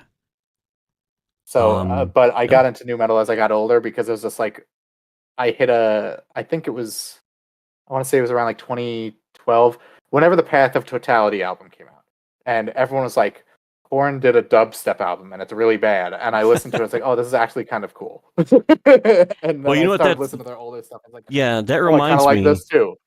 Is one of the only fucking nu metal things I liked was Vanilla Ice's cover of fucking of Ice Ice Baby. That was nu metal style. Oh yeah. The I actually love that. Version. That's still good. In fact, I consider that the pinnacle of fucking mallcore or nu metal or whatever. We called it mallcore back then. I like my my Deftones. I like my. I know people who really got into Deftones too. That seems it's weird. Have you noticed that like a lot of people, like younger people, are like really into it, and it's like, sure. I mean, I won't complain about people liking music that I like. I didn't get into Creed until like 2017 because I never really listened to them. Oh boy, Creed! The memes about Creed back then. Well, now they're one of my favorite bands, and now like it is kind of better when it's Zoomers like them. You can enjoy ironically or unironically or both at the same time. Exactly. We're at that point in time. Deftones are good, man. Autist Whisperer. Yeah, no, I agree. It's like that's an unironic band. You'll probably hate me for saying this, but it's like if Coldplay made a nu metal album. Oh no, now it sounds horrible again. We've gone back to horrible. Well, I like early Coldplay. I've never really listened to them actually. Have you ever listened to like Keen or Star Sailor or any of that kind of like European? So, it's very like very very very soft rock. Who is that guy? Yeah, who is that guy who was in that House episode as the piano genius who had brain damage? Wasn't that Dave Matthews? Yeah, the Dave Matthews Band. A friend of mine had me borrow a Dave Matthews. He was like, maybe you'll like this. And I listened to it and I was like, this is gay. And that's so when I think of Coldplay, I just think that's like the Dave Matthews Band, right? Well, that's also one of those bands like my mom would play them in the car when I was a kid, and I just I liked it. So You know what? look, she also played Tracy Chapman, and I'm not into that. Tracy Chapman's great. You know what though? Yeah, I get that. Actually, because our mom used to listen to Mom's real boomer. She listened to she listened to she like some of the first CDs ever owned were Simon and Garfunkel. It's like Parsley, Sage, Rosemary, and Thyme, Bridge Over Troubled Water, that kind of shit. And I would listen to it because it was the only CDs in the house. And I was like, this the first CD I ever got was System of a it wasn't System of a Down. It was the Gorillaz self-titled debut album. Oh boy, I know a lot of people love them too. I mean, I think at that point I was like, I don't think I like me. I was like the kid in World's Greatest Dad, where I was like, music is gay. The only thing gayer than music is the people who like it. You're like that's literally me. That's that the one most episode of American Dad where Roger says, "No, I'm the only person on earth who doesn't like music." Basted alien. I did a show for a friend who likes Coldplay. I listened to all their albums for the show. Autist Whisperer. I have a hard cutoff for them. The I'm sure everyone remembers that song "Viva La Vida" got really big. That is their last good song. The rest of that album sucks. Everything before that is good. I know "Livin' La Vida Loca." Well, very different. But every that's Coldplay a good album song. since that has gotten like. Well, Ricky Martin also finally came out as a gay man. And can't believe it took him that long. Wife and children the whole time. Good job. Yeah, that was weird that there was an era where gay guys couldn't admit that they are gay, even in the 2000s. And it was like everyone kind of just knows. Just know. Yeah. If you even paid that much attention. Big fucking secret with Elton John. Yeah, it was like fucking. Any pop star is probably because that was always the old rumors with David Bowie and Mick Jagger's like, oh, they had sex with each other, and it's like, well, this is probably fucking normal for any pop star, any famous musician. The Beatles probably fucked guys or something. Who knows? Ringo did. Ringo was a chat. Ringo is the cool one. Ringo and Keith Moon. They were too drunk to fuck guys. I watched the whole Get Back documentary. It was like 9 hours long. Shit. And even I didn't. Ringo's got the hottest wife. Yeah, although didn't George Harrison marry a model or two also? I don't know. I just don't know. Like there was a lot of Yoko Ono in there, and you're like, what is wrong with John Lennon? Yeah, and then Paul's wife was like that fucking total leg beard, vegetarian, and just I think she was a millionaire herself, though, independently millionaire or some shit. I was like, oh, lucky okay. her. Yeah, gee, gosh. Because she was Eastman. That was her last name originally, and they owned, cameras and film and stuff. There's a whole company that owned a bunch of cameras and film. And did married into the Beatles. You can tell that's like, oh, I love everything you do. Oh, you do? Wow, let's get married. Just fucking. And they stuck together most likely because they're old enough that it's like, well, if we get divorced, I'm going to lose all I can. As to quote the wonderful classic, Freddie Got Fingered, I could lose all of this. What a well, you should. movie. I would not recommend Get Back if you're not into the Beatles because it is really long. I used to love the Beatles when I was a teenager, but yeah, I think that phase is kind of past, anyways. It's mostly unedited, raw footage of them recording the album. Oh, so it's just sitting. So it's like fucking some Andy Warhol recording someone sleeping or some shit. Yeah, I don't need that. It's a lot of them like sitting around, like chatting with their producers or getting into arguments. Like the quote unquote climax of the whole thing is like they try to do the rooftop show and the cops show up and tell them they can't do it. And then they do it anyway. They're trying to. You two tried to do that. They're trying to shut us down. Fucking. Yeah. My dad loves U2, but I like a couple of their songs. I'm not like big into them. It's but tricky because I want to hate U2, but then I like a couple of the songs, but then they're so. I don't know easy what the to hate is them. from. It's because Why? Bono's I just don't know so what the pretentious environmentalist who's like, we need to donate more money to Africa, that kind of shit. Like, okay, well, you're the billionaire. Go ahead. Yeah, exactly. That's the whole thing, is that he's kind of the cliche of the out of touch, rock star. Not even a rock star, because the music of U2 is pretty gay anyways. In fact, that was It's something very early alternative. Yeah, it's very early alt rock, fucking pure Gen It's X. like new wave borderlines, bullshit. considering how old it is. That was actually one of the clips I had after the song. I was going to be like, here's a funny clip, and I can play this right now. So, because we've been going for a while, a couple hours. I can keep going for another 5 hours. Time flies. Yeah, here, let's play this. We'll be just like the Kino Casino. Yes. Now, we're up to our long distance This dedication. classic. And this I don't know if one you is ever about heard this one. kids and pets and a situation that we can all understand, Yes. whether we have kids or pets or neither. It's from a man in Cincinnati, Ohio, and here's what he writes. Yes. Dear Casey, this may seem to be a strange dedication request, but I'm quite sincere, and it'll mean a lot if you play it. Recently, there was a death in our family. He was a little dog named Snuggles, but he was most certainly a part of... Let's start again. Oh. From coming out of the record. Play the record, okay? Please. Please.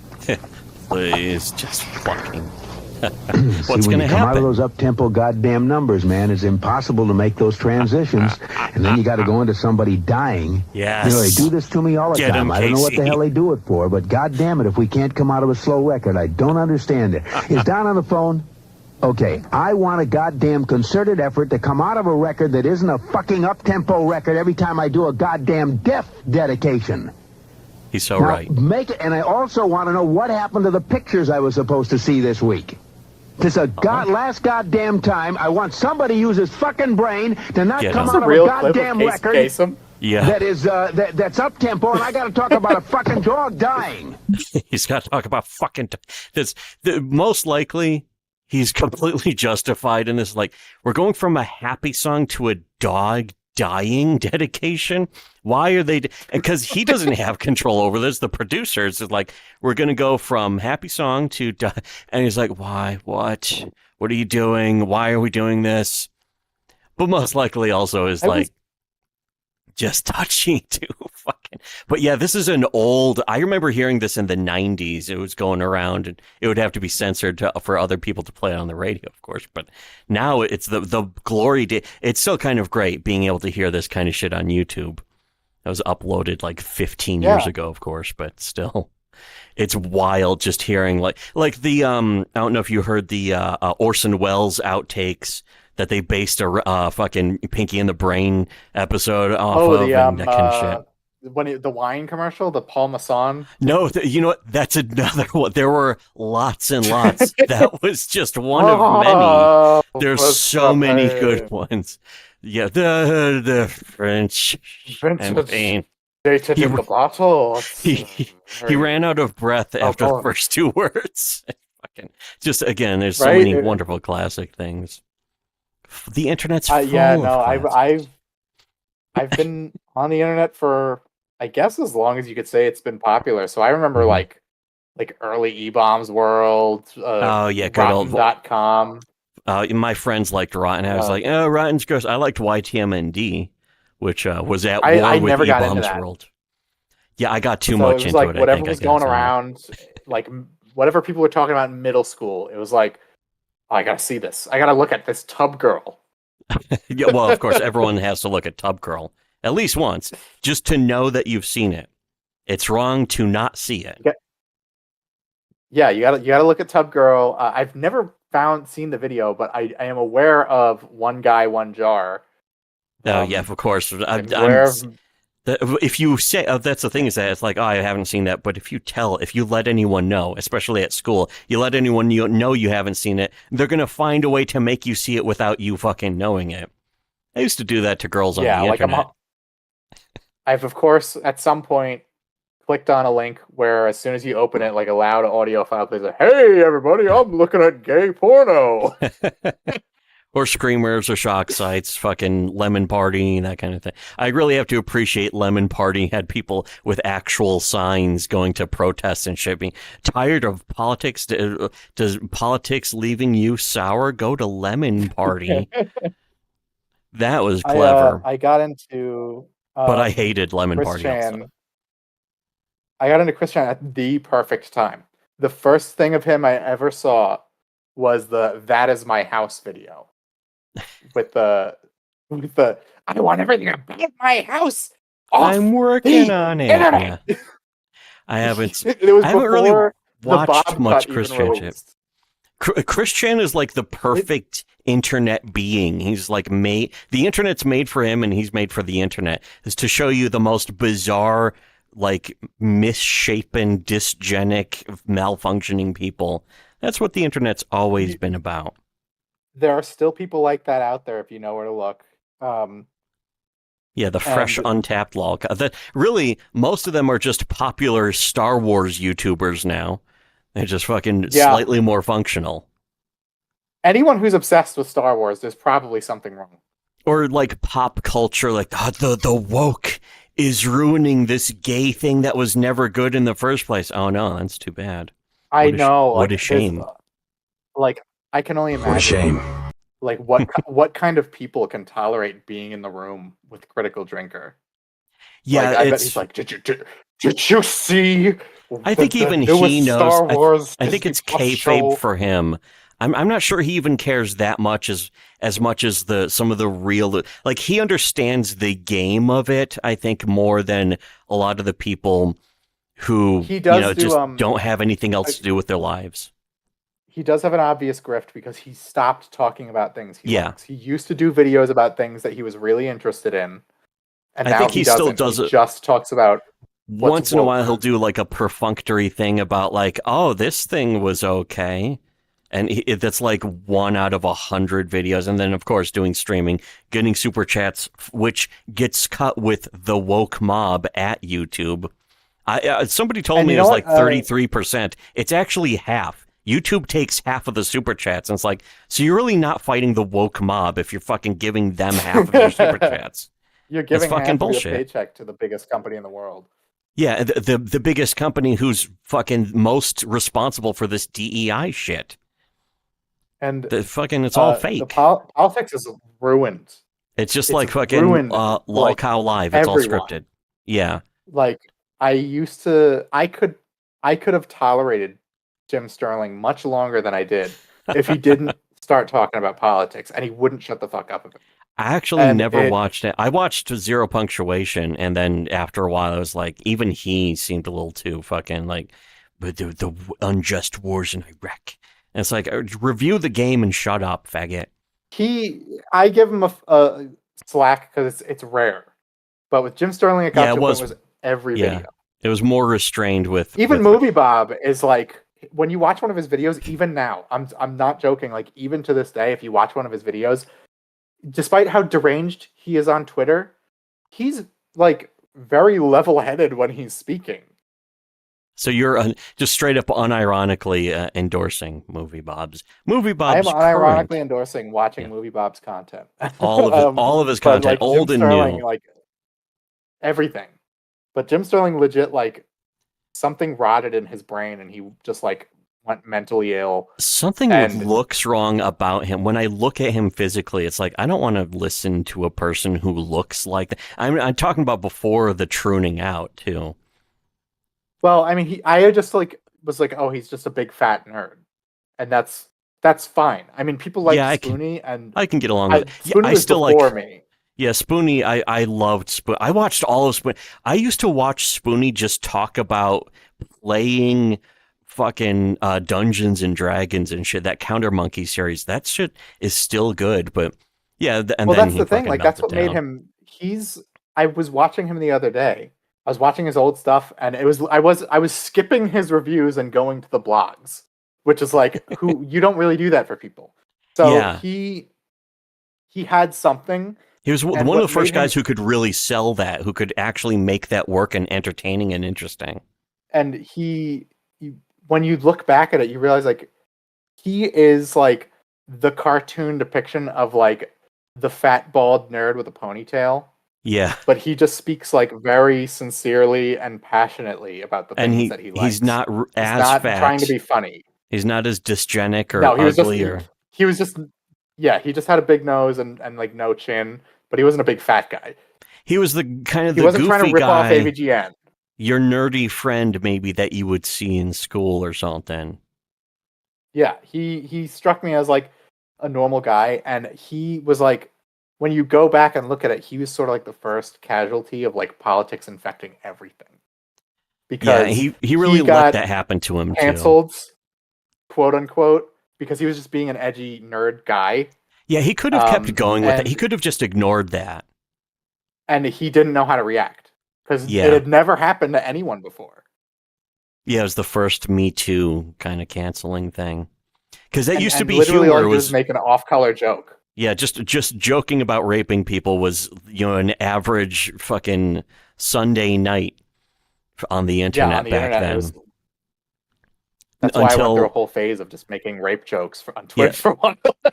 That's why people say the end of the internet as it was 2007 when the iPhone made it easier for normies and, worst of all, women to get on the internet and Girls. basically ruin everything. Ruin it. No offense to Megan Stebbins if she's still listening. What a shame.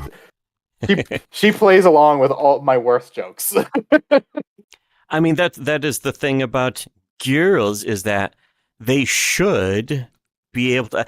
You would think enough of them would have enough experience on the internet to be like, okay, I get it when this is this and fucking just goofing around. Like what guys really want is like join in, fucking tell us that you wish we would get AIDS and fucking our dicks would rot off or whatever. Just be playful, have fun with it. I knew of a few girls who fucking actually knew how to do that. It was fun to talk to them. The girl who introduced me to Trailer Park Boys, she would link me to Pirate Bay links and like, here, watch this show. I like this show. Watch this show. And it's like, what trailer? And it was like, oh, it's called Trailer Park Boys. Okay, I'll give it a chance. I'm not doing anything. I'm sitting around all fucking day not doing anything. Okay, I guess. She also tried to get me to watch Corner Gas. And I was like, that's Well, okay, my- but my- Trailer Park Boys is the good one. My now fiance got me to watch Eastbound and Down. Oh, that's a good show. That's good. So, See, that's the thing. Like, as far as like raunchy comedies, and she'll make like weird off-color jokes that I'll never see coming. So they're out there. Like it's Women weird, are like, understanding you know, they like, need to be funny now. The whole impetus, it was like Christopher Hitchens said, women aren't funny because they don't need to. There's no biological imperative for women to be funny. Men have to be funny to attract a mate. Women just have to exist. But now it's like turning around. Women need to start doing something to attract a mate. And being funny, it always works because guys always appreciate a good sense of humor. And being friends. Basically, you want to find a girl you can be a friend with or something. That's basically it. pretty much. I watched. Well, it's like when you get to that, it's like you go back to Channel Awesome, and it's like you have Lindsay Ellis, movie Bob's Queen, who was In She this was all house, we fine, stan our queen, Andy. Lindsay Ellis. She was all fine and dandy with the edgy humor and the sex jokes actual and the rape spooning jo- with spooning videos. she did rape jokes and shit. Rape rap. Yes, that's But right. then all of a sudden, like as soon as she could like divorce herself from that, she's like, "Yeah, I hated it the whole time. Doug Walker was a piece of shit. Blah blah blah." Yeah, calling and it's myself like- nostalgia chick. I shouldn't just be it's like Miss Pac-Man syndrome. It's a fucking okay. What happened to just being funny? Being funny is more important than even being right most times. Yeah, I think yeah. that's in rules for radicals What, even. well, that's what made a lot of these guys who are still going like click. Like we talked about Yahtzee before. He Yeah. was just funny. So like I am well aware that me and him are not politically aligned, but I can still watch his videos because he will say something that I will think about for days. Yeah, keeping it concise and Jim too. Sterling used to do that. I can still watch AVGN. Occasionally, Nostalgia Critic G-Man Lives will make me laugh. Nostalgia Critic still does good videos, just straight up unironically. Just fucking, he's fun. As long as the skits are, that was the one thing I always hated was, even with Spoonie, I would always skip over the skits. Same for Linkara. Well, that's why I was watching Spoonie's blogs. yeah, exactly. There's no skits in just the blog thing. Yeah, that stuff, no, that Doug stuff Walker, was good. I tapped out of him in like, I would say, I want to say 09, 010. It was after the Casper review, because then he started doing the joke where a really bad looking like MS Paint Casper would show up and just say timing. Oh yeah, and I was like, out of nowhere. He would like drag those jokes over for years. He would milk those jokes, and it's like, and I'm like, I'm glad I saw that episode, because if someone didn't see that episode, like, what the fuck is this? Yeah, because there's no context for it when he keeps doing the joke in all of the reviews for years afterwards. Same for Big Lipped Alligator Moment, which was from Nostalgia Chick also. That was some Disney movie or something. That was a Ferngully, I think. Yeah, that's right. And he shows up in like Linkara's video to do the Bat credit card joke. That was like the real nadir of Nostalgia Critic, was letting Linkara make excuses for the Bat credit, because that was just funny. Honestly, the Bat credit card thing was just funny. The joke was he was melting down over a silly Bat credit card thing. At the same time, it's a stupid moment of the movie. Instead, Linkara shows up to be like, actually, unironically, it's an actually moment about a Bat credit card. It's actually a pretty good impression. I love the Oni plays impression of Linkara. His so impression fucking good. Is great. It's amazing, because first time I heard it, I was like, where's a clip of Linkara saying "Da Lightbringer" like that? And turns out it was just the impression. I was like, holy shit! People watch these videos enough to make impressions of them. I mean, I love Smiling Friends so much, because that's exactly what Adult Swim needed, was a fucking animation made by somebody who actually understands modern culture, instead of like an Adult Swim show. They needed an Adult boomer Swim show. Yeah, they actually needed a show, especially to replace fucking one of the only cool things from Rick and Morty was Justin Roiland beating his wife. Aside from that, not very good. Yeah, I actually genuinely liked those first two seasons.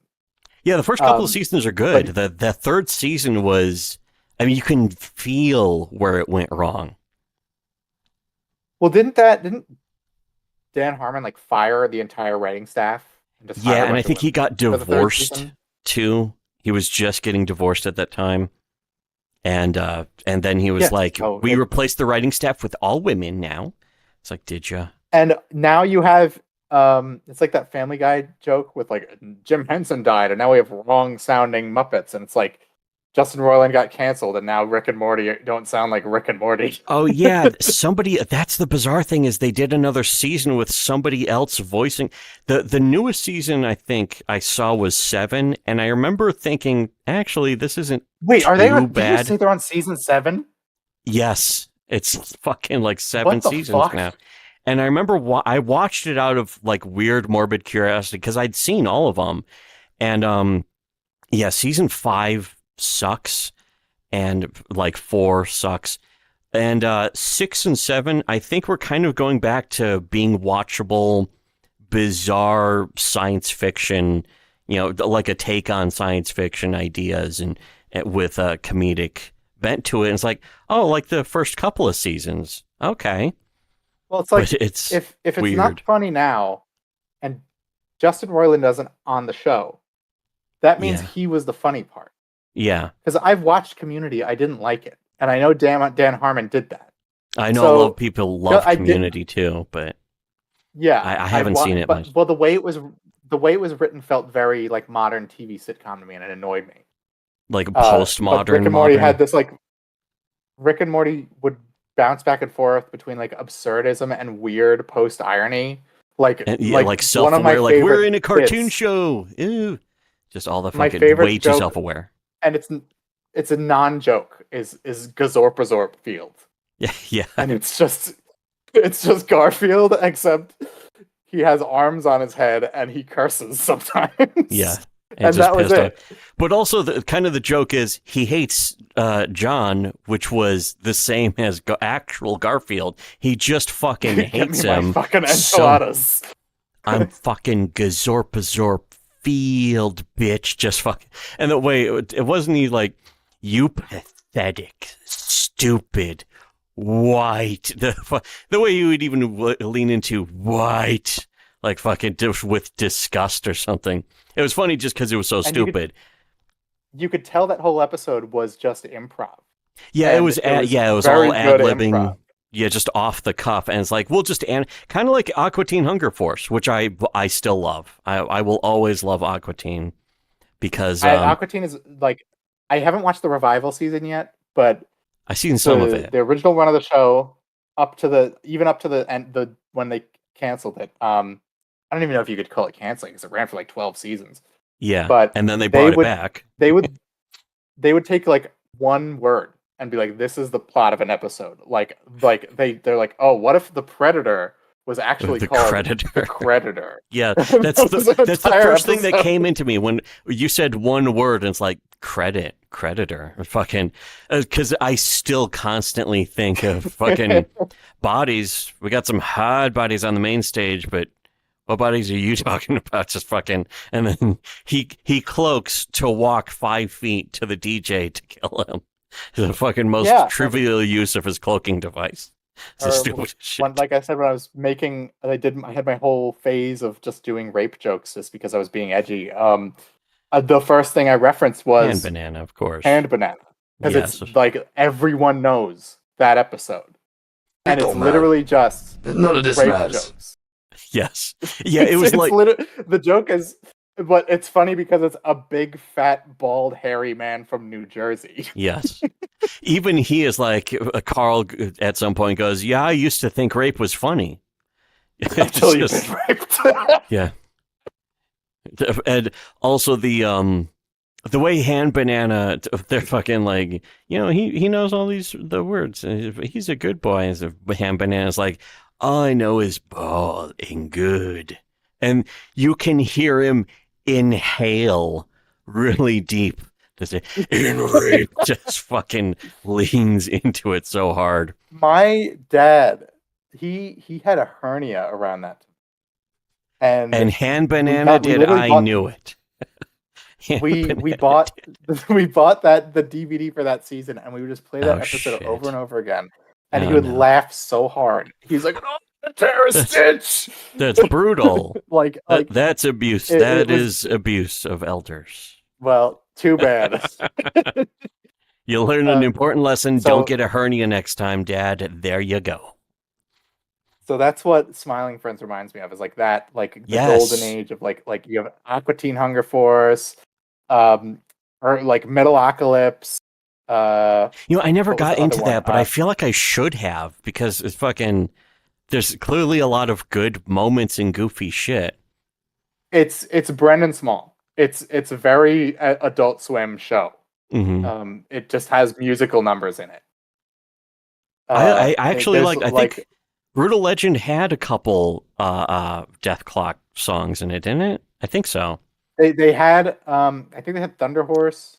I don't know what else they had. Mermaider, I remember. That's Mermaider, the I one I love that listen. one. I listened to a bunch. And it's like this song rules. This is good. So much for Jack Black, huh? Yeah, I know. That's so well. And also, the guy from Double Fine, fucking, who is that Tim guy? Schafer. Yeah, Tim Schafer. As soon as he was like, "Not you should," like he actually brought a sock puppet out to make fun of Gamergate and Not Your Shield, which at this point Gamergate kind of deserves to be made fun of, but not by fucking Tim Schafer. And I was like, that And that Tim was Schafer just disappointing. looks like a clone of Jack Black. Yeah, exactly. That's probably why Tim Schafer cast Jack Black. But And then, fuck. Brutal Legend has Kyle Gass in it, who I guess is just never Yeah, going that's to work right. again because No, it's over. Jack Black I mean, just disowned him for money. he's like 70 too, so whatever. Fucking, He should. They should both be able to retire. They should stop doing anything forever. But I don't know. I mean, if it's someone sad. enjoys what they're doing, I don't blame. But Yeah.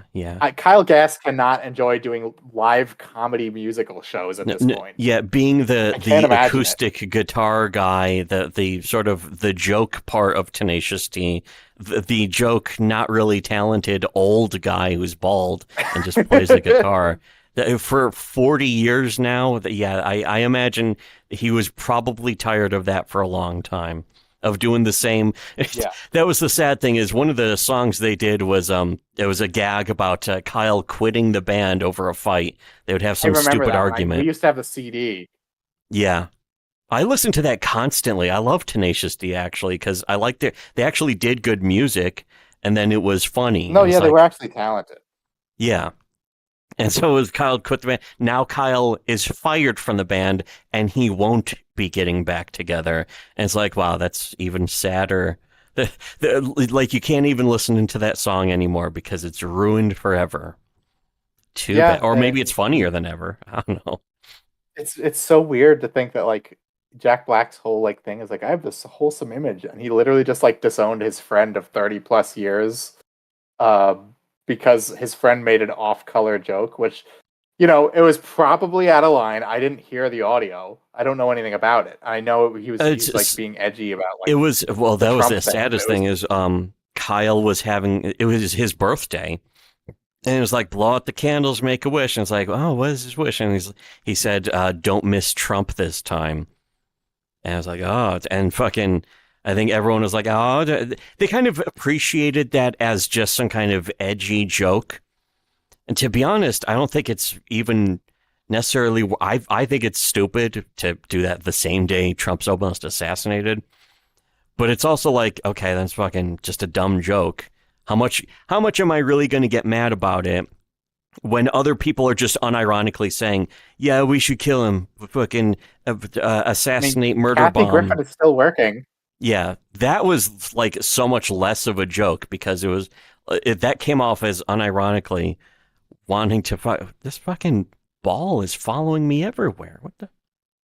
Can I just? Oh, was it one of the Vor attacks? Yeah, those motherfuckers. I was circling the ball around in circles, and it's like, when does it stop? I know, I've done that too. Fucking A. I just let it hit me. Stop. You gotta turn a corner really tight.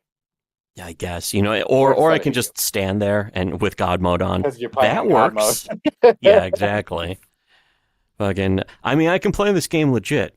I know I can. I'm just not going to. I've beaten it on hard, not Nightmare, but I've beaten all the campaigns on hard at least. I never found the door to Nightmare until like I think last week.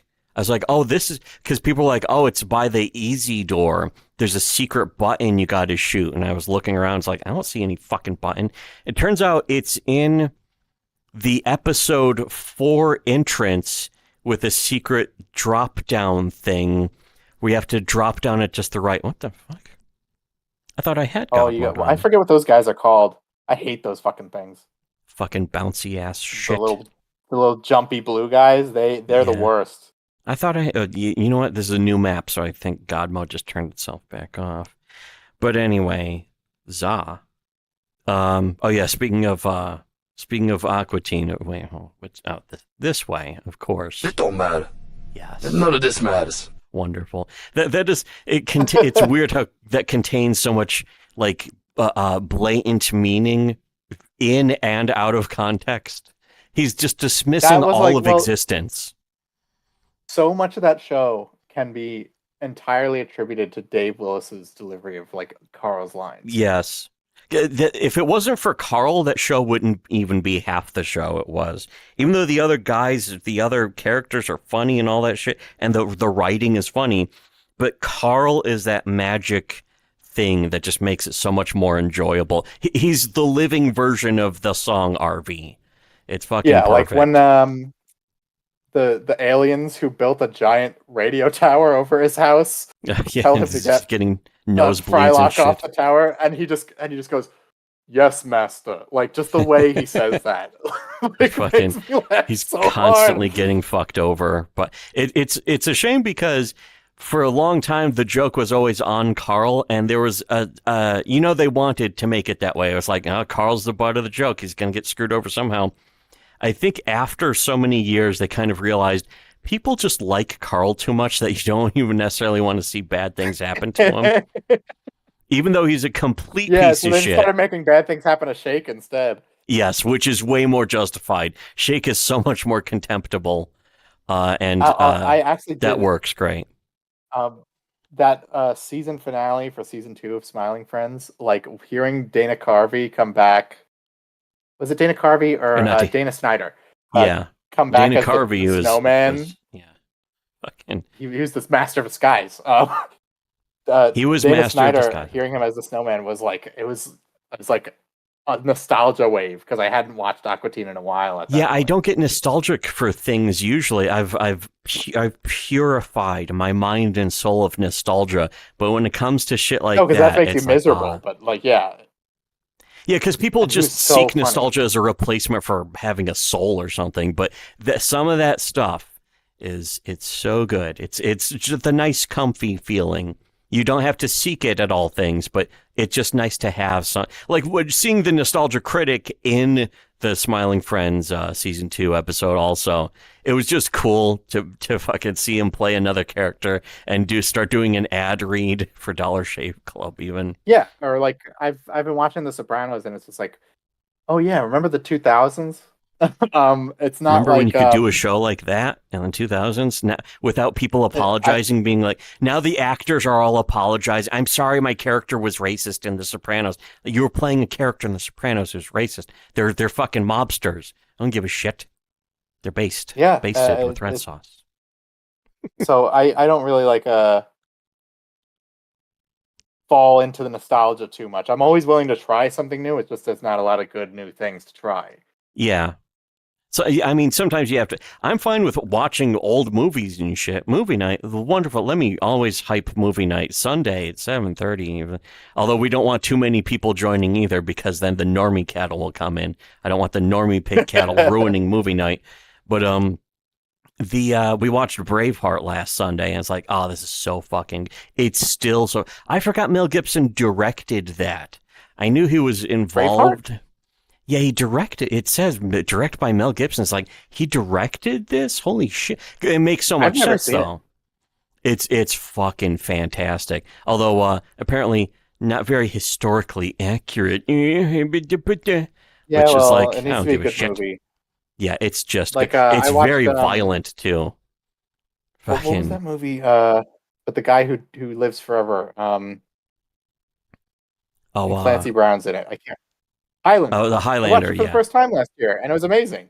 I was disappointed that Clancy Brown doesn't win, though. The Kurgan is the only person I really like in that movie, but still. Well, it was just like a very like hype movie, even though it was like a shitty canon film with like a high fantasy concept.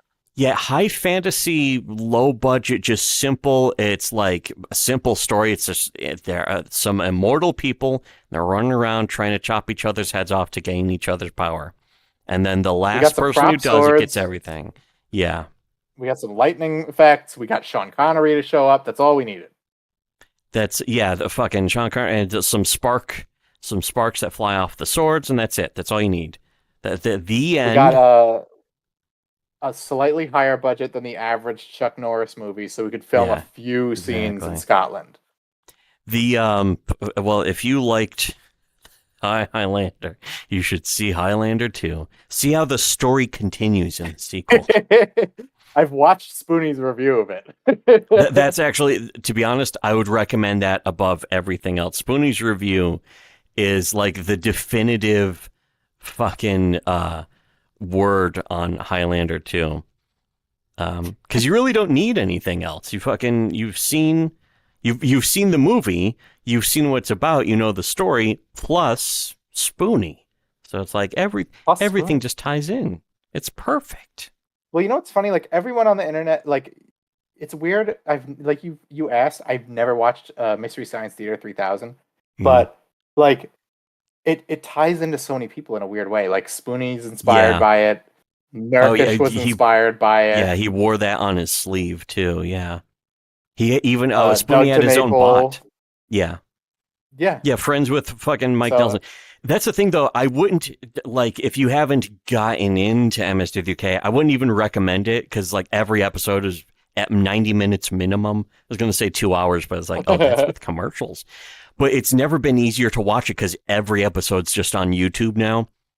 But again, you basically have to settle in to watch a movie, and your mileage varies with how much you like the skits between the movie, which some of them aren't good, some of them are just really silly, like we're behaving in an unusual manner. That's the entire joke, but that's not necessarily bad even. But you know, sometimes you can get along with that. Sometimes the movie is funnier. Sometimes the skits are funnier. Sometimes the old episodes are worse. Sometimes you might like the old episodes, the Joel episodes, and then Mike took over, and I always liked Mike, so I don't know. Well, I like Mike's sense of humor. He's very dry. Yeah. Because I've always been curious about it because all these people I know on the internet cite it as an inspiration, but I've already watched like Best of the Worst, and I feel like I don't know if I would like it more or as much as Best of the Worst because I feel like Mike and Jay. Yeah, that's funny. Best of the Worst, they haven't seen it. They don't watch MST3K either, and they've seen movies that were on MST3K. And it's like, what the fuck? What the fuck? You know what, though? I mean, one of the fucking it's probably movies, for the best because like you wouldn't want like a cross pollution of like the humor styles. Yeah, because then it would just be like watching MST3K again, and But even having them do the same fat guy jokes. from Milwaukee. Yeah, exactly. And sometimes a couple really annoying guys, but still. Oh yeah, sometimes when Josh shows up and ruins Josh everything. or Jack. Jack, to be honest, I can tolerate any of them. The problem I have isn't even with any of those guys. It's like when they do a movie or a video that looks so painful. It's like, fucking, let's watch old people exercise for 90 minutes. Like, I love that. It's just painful to me. Or watching like a unfunny woman be a clown to help people get through their grief. Only if they turn it into something funny does it make it tolerable. What I prefer is, like, I think one of the best episodes of Best of the Worst was when they had the other Jack Quaid on to watch Stone Cold, because that movie is so fucking good. That's an actual good movie. That was the one with Brian Bosworth as basically like a ripoff of Cobra, but to be honest, kind of better because it was just goofy action flick. My favorite, not just the episode, but like moment in all of Red Letter Media. I've always liked Jim from Canada, who always looks super stoned. Oh, Colin's friend, Colin from Canada's friend. Yes, he's like Mike, but somehow more dry. Yeah. And then when they watched American Flatulators, and he's just like, it's just over and over again. It's like a psychopath made it. that one line always makes me laugh. And he may have been right too. Fart sounds over and over and over again in the video. That was like peak humor too back in the VHS era. It's like, what if we put fart sounds into this video? Just like a stock fart sound, not even like a fart sound they made for the video. Yeah, like on a soundboard that's just pushing a button like this or something. It's just that simple. I love soundboards, though. They're great. Everything should have sound. Every show should have more soundboards. What the hell is this? It actually, like, that editing reminds me of because I was watching some old Nostalgia Critic the other day, and that editing was like so, like, I'm gonna have to say it was bad. It was like he would just his quote unquote review was, I am going to summarize the entire plot of the movie. Yeah, like a book report. My brother calls those book report reviews. Yeah, and occasionally he would just go, huh? What's that? That's crazy. Or he'll like cut to a character just saying something. Yeah, he's like, so his isn't early this reviews bizarre? were Yes, actually- it's bizarre. Tell us more about how it's bizarre, Mr. Movie Review. Yeah, that's the thing, is that's kind of the differentiation. That is what we said about a lot of the culture war YouTubers. That's basically all they do, is they'll fucking look at something that's bad and go, this is bad. And it's like, yes, we know it's bad. Are you going to add something funny? Are you going to say something that adds to this review, or just say that it's bad? Because then who gives a shit? Yeah, that's why that's one of the things I like about Kino Casino is Yeah, they can at PvP least specifically. PvP. Yes, I would say PvP exclusively, but yeah, at least that. Well, Worski can turn it on sometimes, but like one thing that always stuck out to me is the new Messiah video, which is like 2 hours long. But PPP talks about him being transported to the cum dimension for 1,000 years, like off the cuff. So that's what like the culture war guys. They don't have a funny insight. They'll be like, "Isn't that weird?" But they still, that's like the thing, is that now they plays still get popular anyways. A lot of those people who don't have anything funny to say, they get popular because they're just saying stuff that the viewers agree with. They're like, yes, it is weird. Wow, this bad SJW comic is bad. That's why Nurkish was really kind of the gold standard of reviewing comics and bad comics, and he doesn't do that anymore. It's kind of a shame. It's really a loss, but I know. I understand the Fatizin comic. Yes, the Fatizin review was a work of art. Nurkish I think I did a better that. fat guy voice than anyone on Oni Plays. Even one of them, a couple of them even sound like they're fat guys. Yeah, I bet they're all fat. I always remember that he cuts to like the kid saying, "My dad says people like that should die." Ba. Pretty cool. But yes, yeah. There's other. Well, I mean, his review of Jawbreakers too, of course. That was the one that kind of launched him. Yeah, because he just was like unrepentant, and well, that's what another thing I like about Zach is that he always had like a good sense of humor about people busting his balls. Yeah, that's why I watched every single one of his videos, for fucking so many. Well, not so many years, but at least 2 years. But the thing is, what put me off was that his solutions to these things were there we go. Finally, the fucking stupid tracking ball. I finally got it to run into a wall. But anyway, you gotta cut real tight. Yeah, I thought I was outsmarting it. It was outsmarting me for a while, but there you go. Yeah, he was like, Mark Waid did this really good comic, though. So even though I'm suing him for defamation, it's like, no, you should just say, I'm not going to, at least say you're not going to review Mark Waid. Here's what you should really do. Say his comics are shit, even if they're good. That's what you should really do. That's what, I would have had more respect for him if he just said, yeah, Mark Waid's comics suck. Because I don't like him. Just say Mark that. Waid's best comic is Kingdom Come, which isn't and that was good like either. That's mostly Alex Ross's idea anyway. Yeah.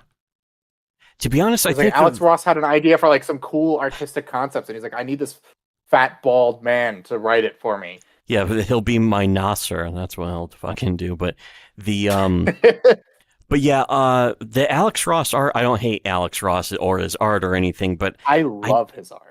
I don't like that hyper-realistic style. It just looks too weird for me, because then it's like I'm seeing some big guy wearing just weird, creepily tight spandex. It's like, why am I looking at this guy? I don't want to look at this guy.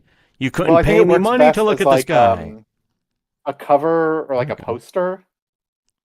Sequential art, I don't think it quite works. Because that's the other thing, is that your eye is drawn to, it's too much to like take in. Like it works a lot better for covers. Like a comic book page with like 5 lines of dialogue, and it's like you feel like you're missing out if you're reading it at the pace that you would read a comic. And it's like there's this amazing art, because it's like his art is high quality no matter whether it's sequential almost or not. Too photorealistic to the point where it becomes it's sort of not uncanny valley necessary, but it kind of has a little bit of that effect. I think it's a It cool feels like idea. every single page looks like a propaganda poster. Yeah, or a photo sometimes because he's so detailed and realistic that it's like, so come on, just look at a photo now. And there's not a lot of off the cuff. Like I'm trying to think of like who does really good like sequential art that I like. Like I could name who I hate. Like I fucking hate John Romita Jr. I cannot stand his art. Oh, you don't Everyone like looks him? like a caveman. I actually I like that style because I kind of like the ugliness of it almost. But I understand why people don't like it because it's got a weird fucking aesthetic, you could say, I guess. I don't know, but well, I mean, like I like when Jim Lee and Greg art, Capullo. like, I think they're good at it. Greg Capullo is amazing. Yeah, he strikes like a perfect balance between detail and like not too much detail, so you don't like you can kind of like move on. Yeah, you don't feel because like you have to draw in like a ton of like weird like minor things. yeah, because you don't need that to tell the story to see what's going on. What you need is the amount of detail that's necessary to for the story to be coherent. Because too little or too much, it gets confusing to tell what's supposed to be happening. And he'll do like a crazy splash page if he feels it's necessary. Yeah, But because that helps. That absolutely helps sell it too. But if you have like a number of panels, like it's not too crazy. Who's that guy? Yeah. Clayman, I think, puts way too much work into it. His faces are good though, but it's like there's like and his characters kind of look like models almost. Like they're not doing a lot in the art. You know what I mean? The sort of. You know what I was thinking about though is Doug TenNapel. He's good at sequential art. I like that. I like the cartoony style for comics and sequential art in most cases, even in kind of serious stories, because it helps. That's why the Max is like my favorite comic. Yeah. There's fucking bizarre. And you know what? Sam and Max also is it's a good idea of because there are comics or like Cerebus is another great example of that bizarre mix of the realistic humans with cartoony animals and shit, where it has that understanding of how to do it, how to mix it up properly. Oh, here we go. I wish there were more like cartoony stuff like that. Like you don't really see it anymore. Like I can't look at a character who's a talking animal and not assume that the artist is a furry. Yeah, exactly. Well, because they are pretty much just exactly. Not even like you're not going to get a Sam and Max again. It is 100% of the time. Sam and Max also good understanding that making a video game off of your IP sometimes is better than just making the comic. You got to. Yeah. That was another thing that Dave Sim also understood. With I remember he did this article in Cerebus that was just like, when it comes to comics being mindless mayhem and action, video games are doing it better. They're going to be eating our lunch. You got to have something more than just mindless mayhem. They didn't. Yeah. They couldn't survive. I mean, they still exist technically. But and people would say like, well, that's when they were making their biggest sales. The biggest selling comics were around that time. It's like, yeah, they were buying variant covers. That's it. That's what people were doing with comics. The big sales came from basically marketing scams. Yeah, and you're going to have like a dozen different variants of fucking Supreme. No one's going to buy them off you because they're worth $1 on eBay. Well, yeah, not anymore. That's the thing is that people were expecting is like, oh, back then, this is going to be worth a lot of money. This is going to pay my way through college in a few years. And then, of course, it never did. And people were trying to warn is like, hey, this is not going to pay your way through college. Don't try to expect that. And then everyone was like, Beanie Babies. Yeah. Yeah, that's there's this guy, Reserved Investments, on YouTube, and for some reason I'm subscribed to him because someone linked me to his stuff. And he is just trashing. I subscribe to him still because he just trashes people who think that, their collectibles are going to make them rich. And he calls them Kimmies, Timmies, and Poindexters. And it's like, oh, he's got his own lingo for it too. This is great. He's a very nerdy guy too, but I gave away almost all of my floppies. I kept the first comic I ever bought, and Yeah, I still have my Spawn #1. yeah, it's worth a lot of money, but it's beaten all hell. So it's probably not mine. Is not probably worth a lot of money because of that. Because I just read it 100 times. Oh, you don't have a CGC graded either. Well, no, it's held together with Scotch tape. Oh shit! If that was like an Action Comics number 98. Oh shit! Was it Ken Pender's classic? The first appearance of Shadow the Hedgehog in comics. Shit! That should be worth a lot then. It sells for hundreds on eBay. Yeah, that makes sense. That does make sense. You know what's sad is that I sold all my old video games back then too. Like fucking, I remember selling Chrono Trigger for $40 back when I think Chrono Cross was coming out. And it's like, oh, I got a lot of money from this, but I'm not, sentimental or anything, and I don't really care about selling. I'm not like, this could be worth $100 someday. I'm like, I don't really have space to store this. I need to get rid of it, and I want to just play the game. That's all that matters to me is the content. I'm not one of those people who's like, this is a classic, authentic, original. Couldn't load sound, but whatever. But and most I've never games been are like not that. Worth a replay like that. It's yeah, like, no, exactly. I don't need to hold on to this for 20 years. Although, ironically, Chrono Trigger actually is, because it's one of those first games that really gave you something for the Plus game. Oh yeah, no, but I mean, like, what I'm trying to think of, like, something that I have in my collection that it's like, if I lost this tomorrow, I would not lose sleep. Like the Shadows of the Damned remasters coming out. I sold my copy for the PS3 because look, I love Suda 51. Shadows of the Damned is like mid at best. It's like a shitty Resident Evil 4 lesser games with no new game plus. I still haven't played it's a Killer comedy 7. game that's not funny. Killer 7's great. I still have my copy for the GameCube, and it's excellent. I have that on the PC. I will never sell that. Mm-hmm. Well, they for some reason only had the money to do a remaster on PC. They didn't do it on anything else. Yeah, it's bizarre how that was the one of the funny things is that the country song at the beginning. My brother actually really likes the part where we'll be flying pride flags over Baghdad, and if they don't like that, we'll turn them all to glass. He's like, that's kind of cool, actually. Even though the song is about fucking mocking cuck-servatives, and whatever, it's like that part.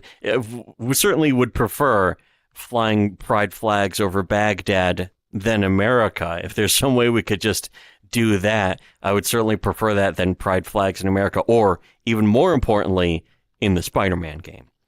If we can get rid of them. I have a PS5, and you could not fucking pay me to play that game. It looks so boring. Well, now everything it's on the I've PC. seen about it, it's like, well, it's just like, I don't know. Spider-Man was one of my favorite things as a kid, and it was just like, it was so cool. Like, I had the PS1 game, and it's like these, like, you got Venom, and you got Carnage, and Dr. Octopus, and all these crazy villains, and all these crazy, like, happenstances, and then you have this new game coming out, cutting edge tech, and Spider-Man is sitting on a bench talking to an old man, and that's the game. He's talking to an old black man and apologizing to him for being white and all that shit. And gee, thanks, Spider-Man. Good job, Spider-Man. You really saved the day. That was the thing, is that, yeah, Spider-Man inherently as a concept, like flying, like swinging your way through, between the skyscrapers and all that shit. Every kid would want to fantasize about that. Just fucking, while you're riding the bus to school or whatever, it's like, man, I wish you could just web swing my way around there. It would be cool.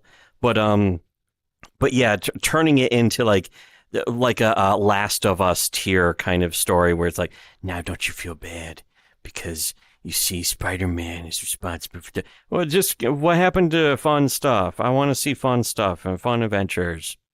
And the comics have kind of played that out, but shit, I don't know. On a more like generic, like narrative note, like it's a Venom game. And it's like, whoa, Venom's in it. And of course they went with the Spider-Man Web of Shadows plot, which was also kind of the same plot of the PS1 game, where it's just like, symbiotes are taking over New York, but now Venom is evil. Like, Venom is a much more interesting character than evil alien. Or even fucking like in Spider-Man 3, where it was evil Peter Parker, even. It's like, oh no. Yeah, It's like I want to see Spider-Man 3, Venom fuck some shit up. Let's see Venom Venom like eat people. very personally, specifically hates Peter Parker. Yeah, for good reason. And it's instead it's just like it's an alien and it takes people over and wants to turn other people into aliens, blah blah blah. Like, I think he's threatening enough without needing to make like 100 clones of himself. Or turning him into like a cutesy fluff where it's like, oh, he really likes peanut butter or something like that, which is kind of the only thing left to do with Venom, I think. That's going to be in Venom 3, probably. He's stopped eating people and he's eating peanut butter. I will say the Venom movies are like an okay like interpretation of the character if you sucked Spider-Man out of it completely. Yeah, which is bizarre because the whole basis was Spider-Man, but okay. Yeah, exactly. Yeah, but I did think the movies were okay. The second one I thought kind of they get way more shit than they should. Yeah. But then as far as like the comics go, like I really don't think he needed to exist beyond wanting to get revenge on Spider-Man. And like once it was established he was just never going to get revenge on Spider-Man, they didn't need to make him an anti-hero. No, although just like they did that because of fucking Punisher. It worked for Punisher, but the thing about Punisher is that Punisher had Garth Ennis. So that's what Venom needed was Garth Ennis or something. Venom is just like edgy Spider-Man now, but then you also had Carnage, who's edgy Venom, and then you have Shriek and Riot and all these other 8 billion other fucking symbiotes. It's just like. Yeah, so how many Spider-Men are there? And now there's edgy Carnage. Miles it's Morales, over. who's just Spider-Man again. Yeah, but now I think they tried to rename him. They're like, he's Spider-Man, and they're like, okay, we're gonna call him something else now, actually, because otherwise it looks like he doesn't have his own identity. He has to take it from the white man, and so they're trying to give him new powers, and fucking they gave him the Venom shock or something, and he can turn invisible. Like a sword or something now, like something stupid like that. They should give him a sword, but it's a sword made out of webs, so it can also and extend. It's just like, well, so now he's not even. Did we just come up with a new superhero? We just came up with a new superhero, didn't we? Oops. Yes. Well, that's how easy. Just make the Prowler a superhero. Yes, that's how easy it is. It's the that's same how easy fucking it thing. should be. That's what the one thing about cape shit is that's usually the maximum amount of effort that goes into making a new superhero. It's just okay. It's Spider-Man. That was the thing about Jawbreakers is literally it would just be Spider-Man, Daredevil, and fucking something else, but more generic. And it's like, okay, well, do we need that? It's you cannot force a character to be popular. And they want to pretend if you sell it with the culture war shit, it's like now our character's going to be popular anyways. And it's like, well, okay, you're forcing a character. You've never made anything before, and you're announcing that this new character, that fucking Isom, is now the most popular indie comic in existence. And it's like, yeah, you don't notice any CIA funding? People still buy Spawn. Is there some glow in the dark effects going on with Isom there? Like they try to do that shit with Speedball, and like no one gives a fuck about Speedball. They should bring back Snowflame. Oh fuck! Can't believe I died. Yeah, they should bring back edgy Speedball from the Civil War arc. What was his name? Penance.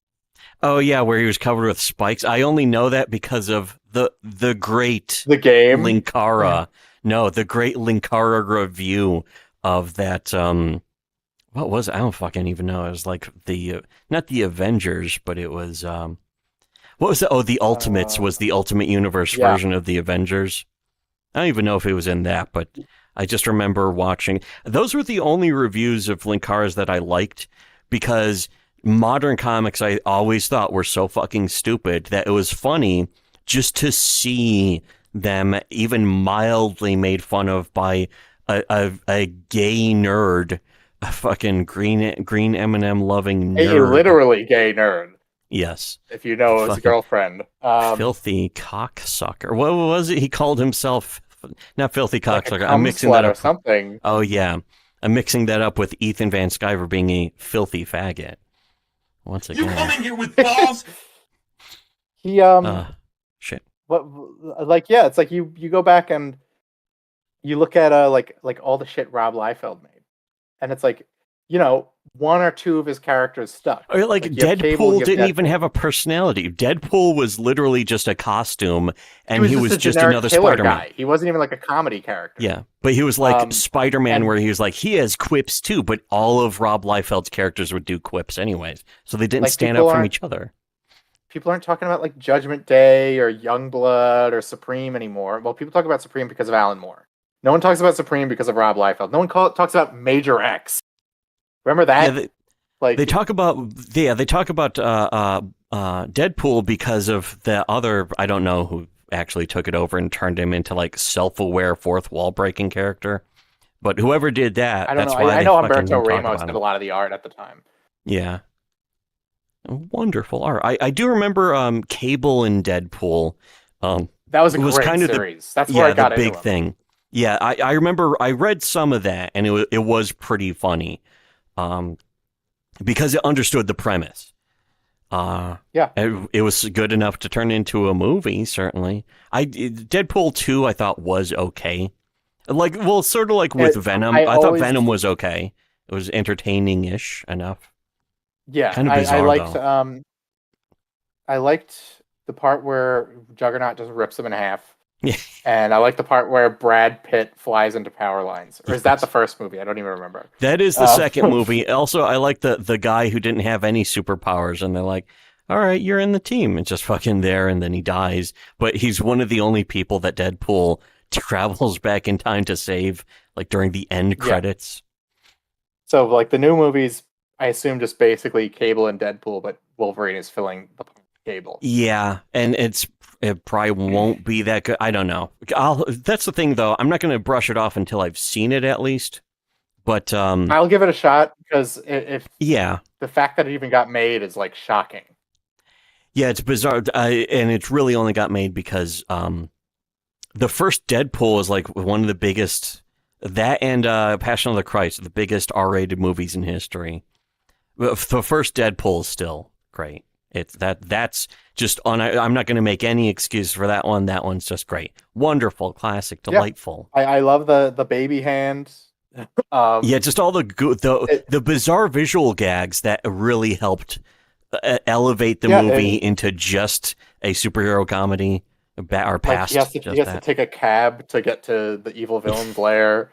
Like the cab driver also ain't creepy Indian guy, not just like, because these days it would be like wholesome Indian guy. He kidnaps a girl in the movie. It's great. Yeah, well, it's great that he can be a piece of shit. They did that with Peacemaker as well. Oh yeah, I actually did see that show too. Yeah, I kind of liked that show too. I was surprised. The first episode, the first character he talks to is like this Indian janitor, and he's just like telling him all this personal information. He's like, "Don't tell me that. You can't trust me. You don't know me." So Peacemaker was also like the only other like superhero. Like, well, James Gunn in general is very good at the superhero comedy, even though I didn't like that's Guardians why of the Galaxy 2 very much. I would still like to see the Superman movie he's gonna make. I have no idea how that's gonna be, but I want to see it because his movies are good. Superheroes. Yeah, he actually likes them. Wow. There probably won't be gore in it, but there will probably be a Lloyd Kaufman cameo. I hope so. At least that. But I will admit it would be sorely missing Superman snapping a dude's neck so hard that Sonic Boom comes out. That was so dope. That was kind of the gayest thing I've ever seen in a movie, in a superhero movie. But at the same time, I'm a big Zack Snyder apologist because he's just like, I don't give a fuck. I'm gonna make the biggest budget, sloppiest movie you've ever fucking seen. He outdoes Michael Bay. Yeah, too smart for audiences too, though, is the excuse they kept making for Batman v Superman. Look, part of Lex Luthor's plan was leaving a jar of piss on the Senate's counter. That's something Forge was really laughing about. Is like, there's a jar of piss that's part of the storyline. Just fucking forged, by the way. It's very Fag, who we used to have it's on. set up and it's paid off. Yes, that's writing. That's Establishing dialogue. Bravo, Nolan. Really, truly genius move there. amazing. It was certainly watchable. It was watchable still. But I didn't like the Superman in it. I like Henry Cavill, but I didn't like the Superman. It's the same thing with the Venom movies. Where it's like the people who hate it are just like, why do you have this animus towards a movie? Why can't you just like not have liked it? Yeah, just despising. Well, there's another funny thing is that apparently Max Landis hated Man of Steel, and then apparently Lex Luthor was based off of him. The character was supposed to be like a fill-in. The one episode of Best of the Worst he's on, he was insufferable. He was so annoying. Yeah, well, he's like Max, now he's very that Max makes Landis-y. now. I kind of like Max Landis. I kind of like watching his videos, but he's Max Landis. He's always going to be like that, I think. Did he get uncanceled, or is he still canceled? I'm pretty sure he's still canceled. I don't think anyone really can work too much with him, but I think, he's got a famous rich dad. I do think it's weird that people just go to him and say, "You Jew, your dad killed Vic Morrow," or something. Like that's like, I don't know if people take that seriously when they say that to him, or he takes it seriously when they say it to him. It sounds kind of funny to think about. Like, I remember, I think in TV Guide, for some reason, I used to have TV guides. Long story. I was trying to fucking tape every episode of Rocko's Modern Life, actually. So I'd have to get TV guides to know which episodes were new. But this was mid-90s. And I remember seeing a description for the Twilight Zone movie, and in the description, the one sentence blurb, it mentions Vic Morrow being decapitated in a helicopter accident. I was like, what does this have to do with a fucking movie? Go see this movie. 3 people died. Yeah, and it's like 2.5 stars. Vic Morrow's tragic decapitation by a helicopter accident. I'm like, what the fuck? And I imagine it's like a helicopter is flying around. Oh, I'm a helicopter. And Vic Morrow's there. He's standing on the ground like, oh, hello, helicopter. Then the helicopter flips upside down perfectly, 180 upside down, lops his head clean off, flips back right side up, and then lands safely. It's like, is that how it happened? That's how Vic Morrow died. That's how, in my mind, it was real. But that's how I always imagined Vic Morrow died. If that happened, that's literally like divine intervention. Like, God reached down and turned that helicopter upside down with his bare fucking hand. Well, apparently now the new version of the story that I'm updating that with is that it was John Landis who was personally flying the helicopter when he flipped it upside down to lop Vic Morrow's for no reason. He's like, watch this. You check. Hey kids, check this out. Just fucking schwap. And then lands it safely. Did you see how I did that? That's going to save so much money on the budget. That's why he did it. They were trying to save money on the budget. He asked for too much money. I don't fucking know. Apparently a helicopter crashed with Vic Morrow and a couple kids inside it, actually. Once I found that out, like 20 years later, I was like, oh, this is actually sad. This is much not less happy. Interesting and funny. Yes, my version of it is interesting and funny, but I would also never really want to go to Max Landis's face and say, that is how I imagine it happened, Max Landis. What do you think about that, you Jew? Or whatever. Apparently, fucking people yelling at him. The worst day of your dad's life. Remember that? Yeah, exactly. Yeah, people telling him that, like, that was intentional. It's like, that's a little bizarre. I imagine that's a weird uncomfortable thing to do. That's like going to Bruce Willis's daughter and be like, remember when your dad was diagnosed with aphasia? Yeah, exactly. It's like, apparently people just scream it across the parking lot and it was like, oh, there's Max Landis. Let me scream about how his dad intentionally murdered Vic Morrow or something. It's like, oh, okay. I don't even know who Vic Morrow is. I know he's an actor, but he's like, okay. It was the 80s, so he was probably an actor from like the 60s. Yeah, exactly. I think it was like 81 or something even. So it was like, anything I've seen? I don't know. No? Okay. Yeah. Who cares then? That's the sum up of his life. He hasn't been in anything I've seen, so whatever. Right. I'll watch an old timey movie like in black and white, and it's like, I don't know who he's. Who are these Like fucking people? I'll watch it, I'll enjoy it, but it's just like I'm not gonna follow this person's illustrious career unless their name is Vincent Price.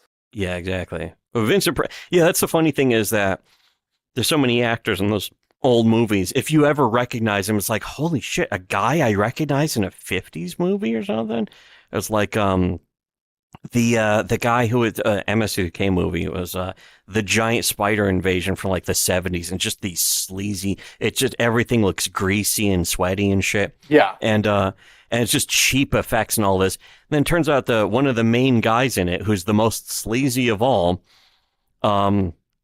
he was the judge in the Klingon courtroom scene in Star Trek 6. And I was like, holy shit, that's the same guy.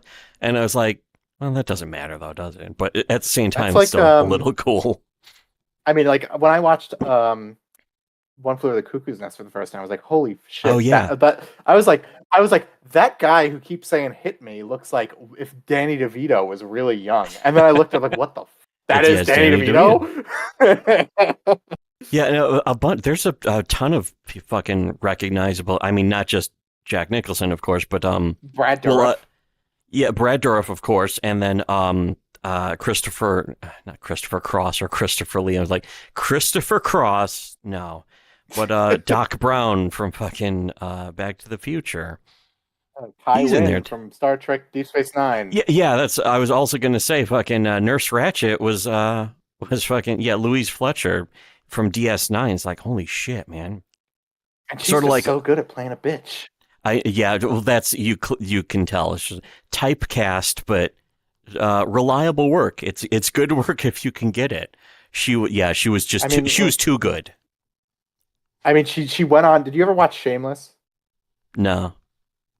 That show sucks. If you ever watch it, stop at season 6. But she was in it, and like the whole premise of the show is everyone's a scumbag, but she is the chief scumbag's dad, mom, and she's just like this disgusting old, like nasty sleazeball woman with no teeth, and it's just like she was perfect casting. It was amazing. I can imagine even she knew it. She's like, yeah, just put me in as the bitchiest bitch in all the world. Let's do this. I mean, a dirty looking moo-moo. Let's do it. She would have fit, I think, as the Bluth matriarch, the mom from Arrested Development. Yeah, I love that show. That show, it's a great me to show. Will Arnett. Yeah, he's still Arnett, great too. Yeah, I one of the things I plan on streaming next because of the technical issues with Chronicles of Riddick. I was gonna stream the Eat Lead, the Return of Matt Hazard, which no one talks about. It's like a completely forgotten game. I don't think I've heard of it. It's like a comedy game before Deadpool. I may have seen something. Was that like for the Xbox era or something about? It's like 360 PS3, and it's like a third-person like Gears of War knockoff, but it's like a comedy game, and Will Arnett is the main guy. I may have seen clips of that or something. I don't know. It's very strange. The music is really good. So I was just, because I had issues with Riddick, I was like, I'm gonna go with a game that like nobody fucking talks about. Yeah, that sounds like a good choice too. Definitely. Yeah, so I was gonna do either that, Untold Legends: Dark Kingdom, or because I love Doug TenNapel, I was gonna do Boombots. Oh shit, I've never heard of that one either, actually. Because like I haven't played the only one of his games I've played actually was Earthworm Jim 1 and 2, because it was practically mandatory. It was one of the only American games that even came out for the Super Nintendo era that was any good. Mm-hmm. And to be honest, that game is still absolutely ball busting. But I think I remember it's hard. finishing both. I tried to play it. I got to the level where you turn into like a salamander, and I'm like, oh yeah, that is what fucking am I even brutal. doing? You have to swim around and shit. Yeah, that was some bizarre shit. But I really loved that. I really loved the fucking the one where you're bouncing Peter's puppies on a big marshmallow or something. And if you fuck it up, he turns into a monster and eats you. They fucking splatter on the ground when you miss. It's brutal in a way that I think the ESRB probably looked at that and was like, "What the fuck do we even do about this? Well, how it's not bloody? We can't give it an M rating, can we?" Just And fucking it's so weird crazy. to think about because that was like around the time like Ren and Stimpy came out, but Yeah. like there wasn't an Earthworm Jim cartoon yet. But Earthworm Jim felt like a cartoon. It felt like Yeah, you the were Earthworm playing Jim it. the game felt like a Ren and Stimpy cartoon game, and then the Earthworm Jim cartoon felt like what you would usually see on Nickelodeon. That was kind of actually pleasant and nice, but still actually funny. Yeah. Maybe I'll do Boombots next because you can breeze through that game and that's the game where I learned how to save scum. You could Yeah, just breeze through it in 2 hours. that's always nice. So I could probably play through the whole game in one stream. Well, that's good. That's good for a And stream. there's video of a young Doug TenNapel after the end of the credits. Oh shit! I had no Yeah, was idea that- who he Was was. that from like PS1 era or something? Yeah, it's like a weird. I'm not gonna lie, it's not good. It's a bad fighting game. Yeah, it's sort of like and Shiny did a lot of bizarre games that were half really interesting and half not good, like MDK. And I mean, MDK is Yeah. really cool, but it's got fucking Sacrifice is the game I really think of the most, though. I think that was their last game, and I kind of loved that, but it's a fucking mess. Yeah, you can beat this game.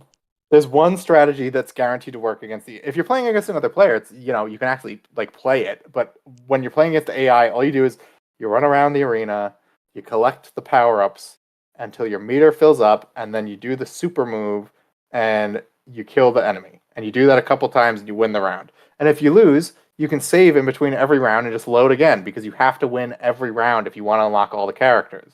So you can breeze through this entire game in like 2 hours. And there's also an insane amount of like weird like poop jokes. Like there's like scenes of people like picking up shit with their hands or like people shitting in litter boxes. It's very weird. That's probably all Doug TenNapel. Yeah, I bet it was. I can imagine him be like, "Yeah, we just decided we were gonna do some jokes about poop, and that's." I think I remember that's where we started. Yeah, he did some drawing of like Batman and Catwoman's like shitting in a litter box. It's like, okay. It makes sense. It's logical. It's canonically sensible. He's wanting to be more like a cat. Yes. She's called Catwoman. She's called Catwoman. I think I'm almost done with this game. Oh no, this is the last episode, isn't it? Oh, you know what? You may be right that there's a dragon final boss. Yeah.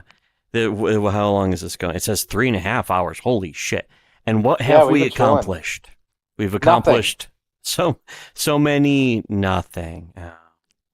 But I got lots of good progress in this wonderful game. Oh yeah, there's still a little bit more in Boy, this. it's fucking ponderous, man. Yeah. Ponderous. Let's listen to this. I don't. Oh, yeah, non-stop music. Oh, Rick boy. Dees, let me get that phone. All right, you got a special request? Okay, I want a goddamn concerted effort to come out of a record that isn't a fucking up-tempo record every time I do a goddamn death dedication. Oh, No thanks, Rick problem. Dees. We'll play it for you. Here's the death dedication, just for you. Thanks, Rick Dees.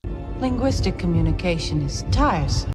Oh, that is the clip that plays at the end of my show playlist. So we're officially able to wrap the show up. It's so good to know.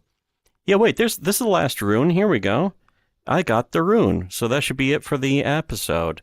I even finished. Congratulations, despite the awful might. Oh, it's not good might of the Elder World. You have achieved the rune of Elder Magic. Capstone. Who cares? Now you've done. Yeah, who cares? Oh yeah, this probably goes to Shub N-word or Wrath right down here. Yep. Yep. Well, you can't even say it on YouTube. Not even allowed to say zapped. it. I get zapped, and he's going to try and zap me. Oh, fuck. That's right. I have to. Shub friend, neighbor. Shub neighbor Wrath. Neighbor Wrath, yes. I could finish this right now, but you know what? Here's what I actually want to do. Here's what I want to do is I want to go back to play. I want to stop playing this game so I can go play a video game that's different from this game. I want to finish Chaos Theory. I can't do that while streaming. Yeah, I'm probably going to play some FF9. Yeah, we're fucking taking a break from these games to play more games. Exactly. We gotta look. We've played enough of video games. It's time to play some video games. That's the only thing I look forward to in my life. Thank you, Manlet Thorin, for being on with me. Look forward to Manlet Thorin's show with Daka coming up eventually at some point. If you follow that, Yep. We're hoping for this week. No promises, but we're shooting for this week. If you follow them on Twitter, if you don't follow them on Twitter, I might actually post some video that's like, here's where you can go find it, so that I will even hype it. I don't even hype much shit on my YouTube channel. I don't even like streaming necessarily, but it's fun every once in a while. I enjoy vibing with the chat. I will be streaming again. I wish I read more of the chat. Tuesday Sorry, chat. At 4 p.m. Yeah, Manlet Thorin, he's got his own channel. He does some streams playing some games. I was watching the Riddick ones. That game looks a little punishing, but at the same time, it's like hard. I feel like I missed out not fucking playing that. Sorry for bothering you. I want to offer promotion of your channel. Well, who cares?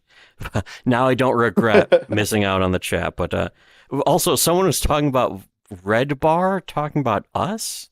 Is there somewhere? Is someone get a clip? Hold on. Unless they were fucking with us. I don't even know. Was that real? I'll screenshot or they just it. Fuck? Okay. I don't know. Because I know where if you go to though. redbar.com, is he pissed off at me? But I mean, how much of that is kayfabe? I don't want to fucking ruin the kayfabe for Mike David, but how much of that is just him pretending? I don't know. And then if you say, oh, he could just be, then he's going to really take it serious. Funny enough, there's a time I couldn't stand listening to music. Yeah, music's gay. End of story. Music, 4 out. I believe it was Pitchfork that gave music, the medium, a 4 out of 10, and a very deserved. Thank you, everyone. Very passive, very boring. Yeah. Pshaw and Leon, big Leonorino, if you will. I'm glad that my computer didn't overheat because some of the more system-intensive VR games have been overheating. Quake 1 in VR, I know will never give me problems. The fan isn't even audible right now. I can't even hear the fan. But I got Into the Radius 2 and have been playing that. And about 5 times in a row, it shut my fucking computer down from overheating. And it's not the game. Look, my computer's just doing that.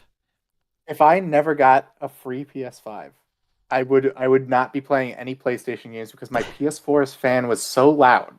It couldn't play Jack 2 without wailing like a jet engine.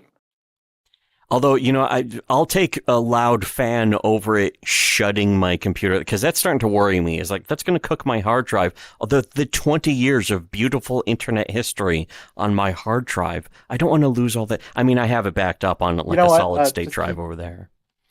Keep a fire extinguisher on hand, too, just in case. Oh, God.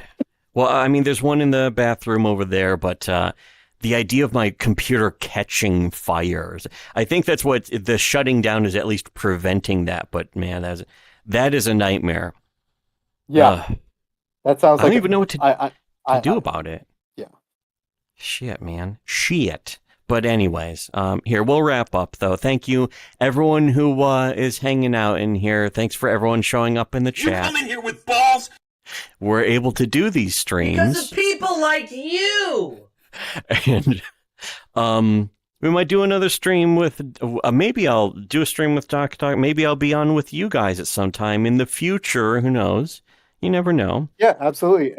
I know I stream at a very weird, peculiar time when I'm doing my solo streams, but I have the audio figured out. So if you ever wanted to jump on then too, I got it figured out. So if you wanted to come on, I'm happy to have guests. I might do that then. I might just do that. I don't want to be too imposing too, because I feel like it's fine. I only go for two or so hours, and I try to keep up with the chat, but I could have someone else help. Yeah, going longer than 2 hours is really obnoxious. How long have we been going? 3.5. Oh, 3.5. Shit. Yeah. Well, you know what? That's okay. Oh, this one time it's allowable. It's acceptable. So, anyways, all right. Thanks for coming on again. And thanks for everyone watching, and for everyone else, of course, should have listened to shitty webcomics. Raw.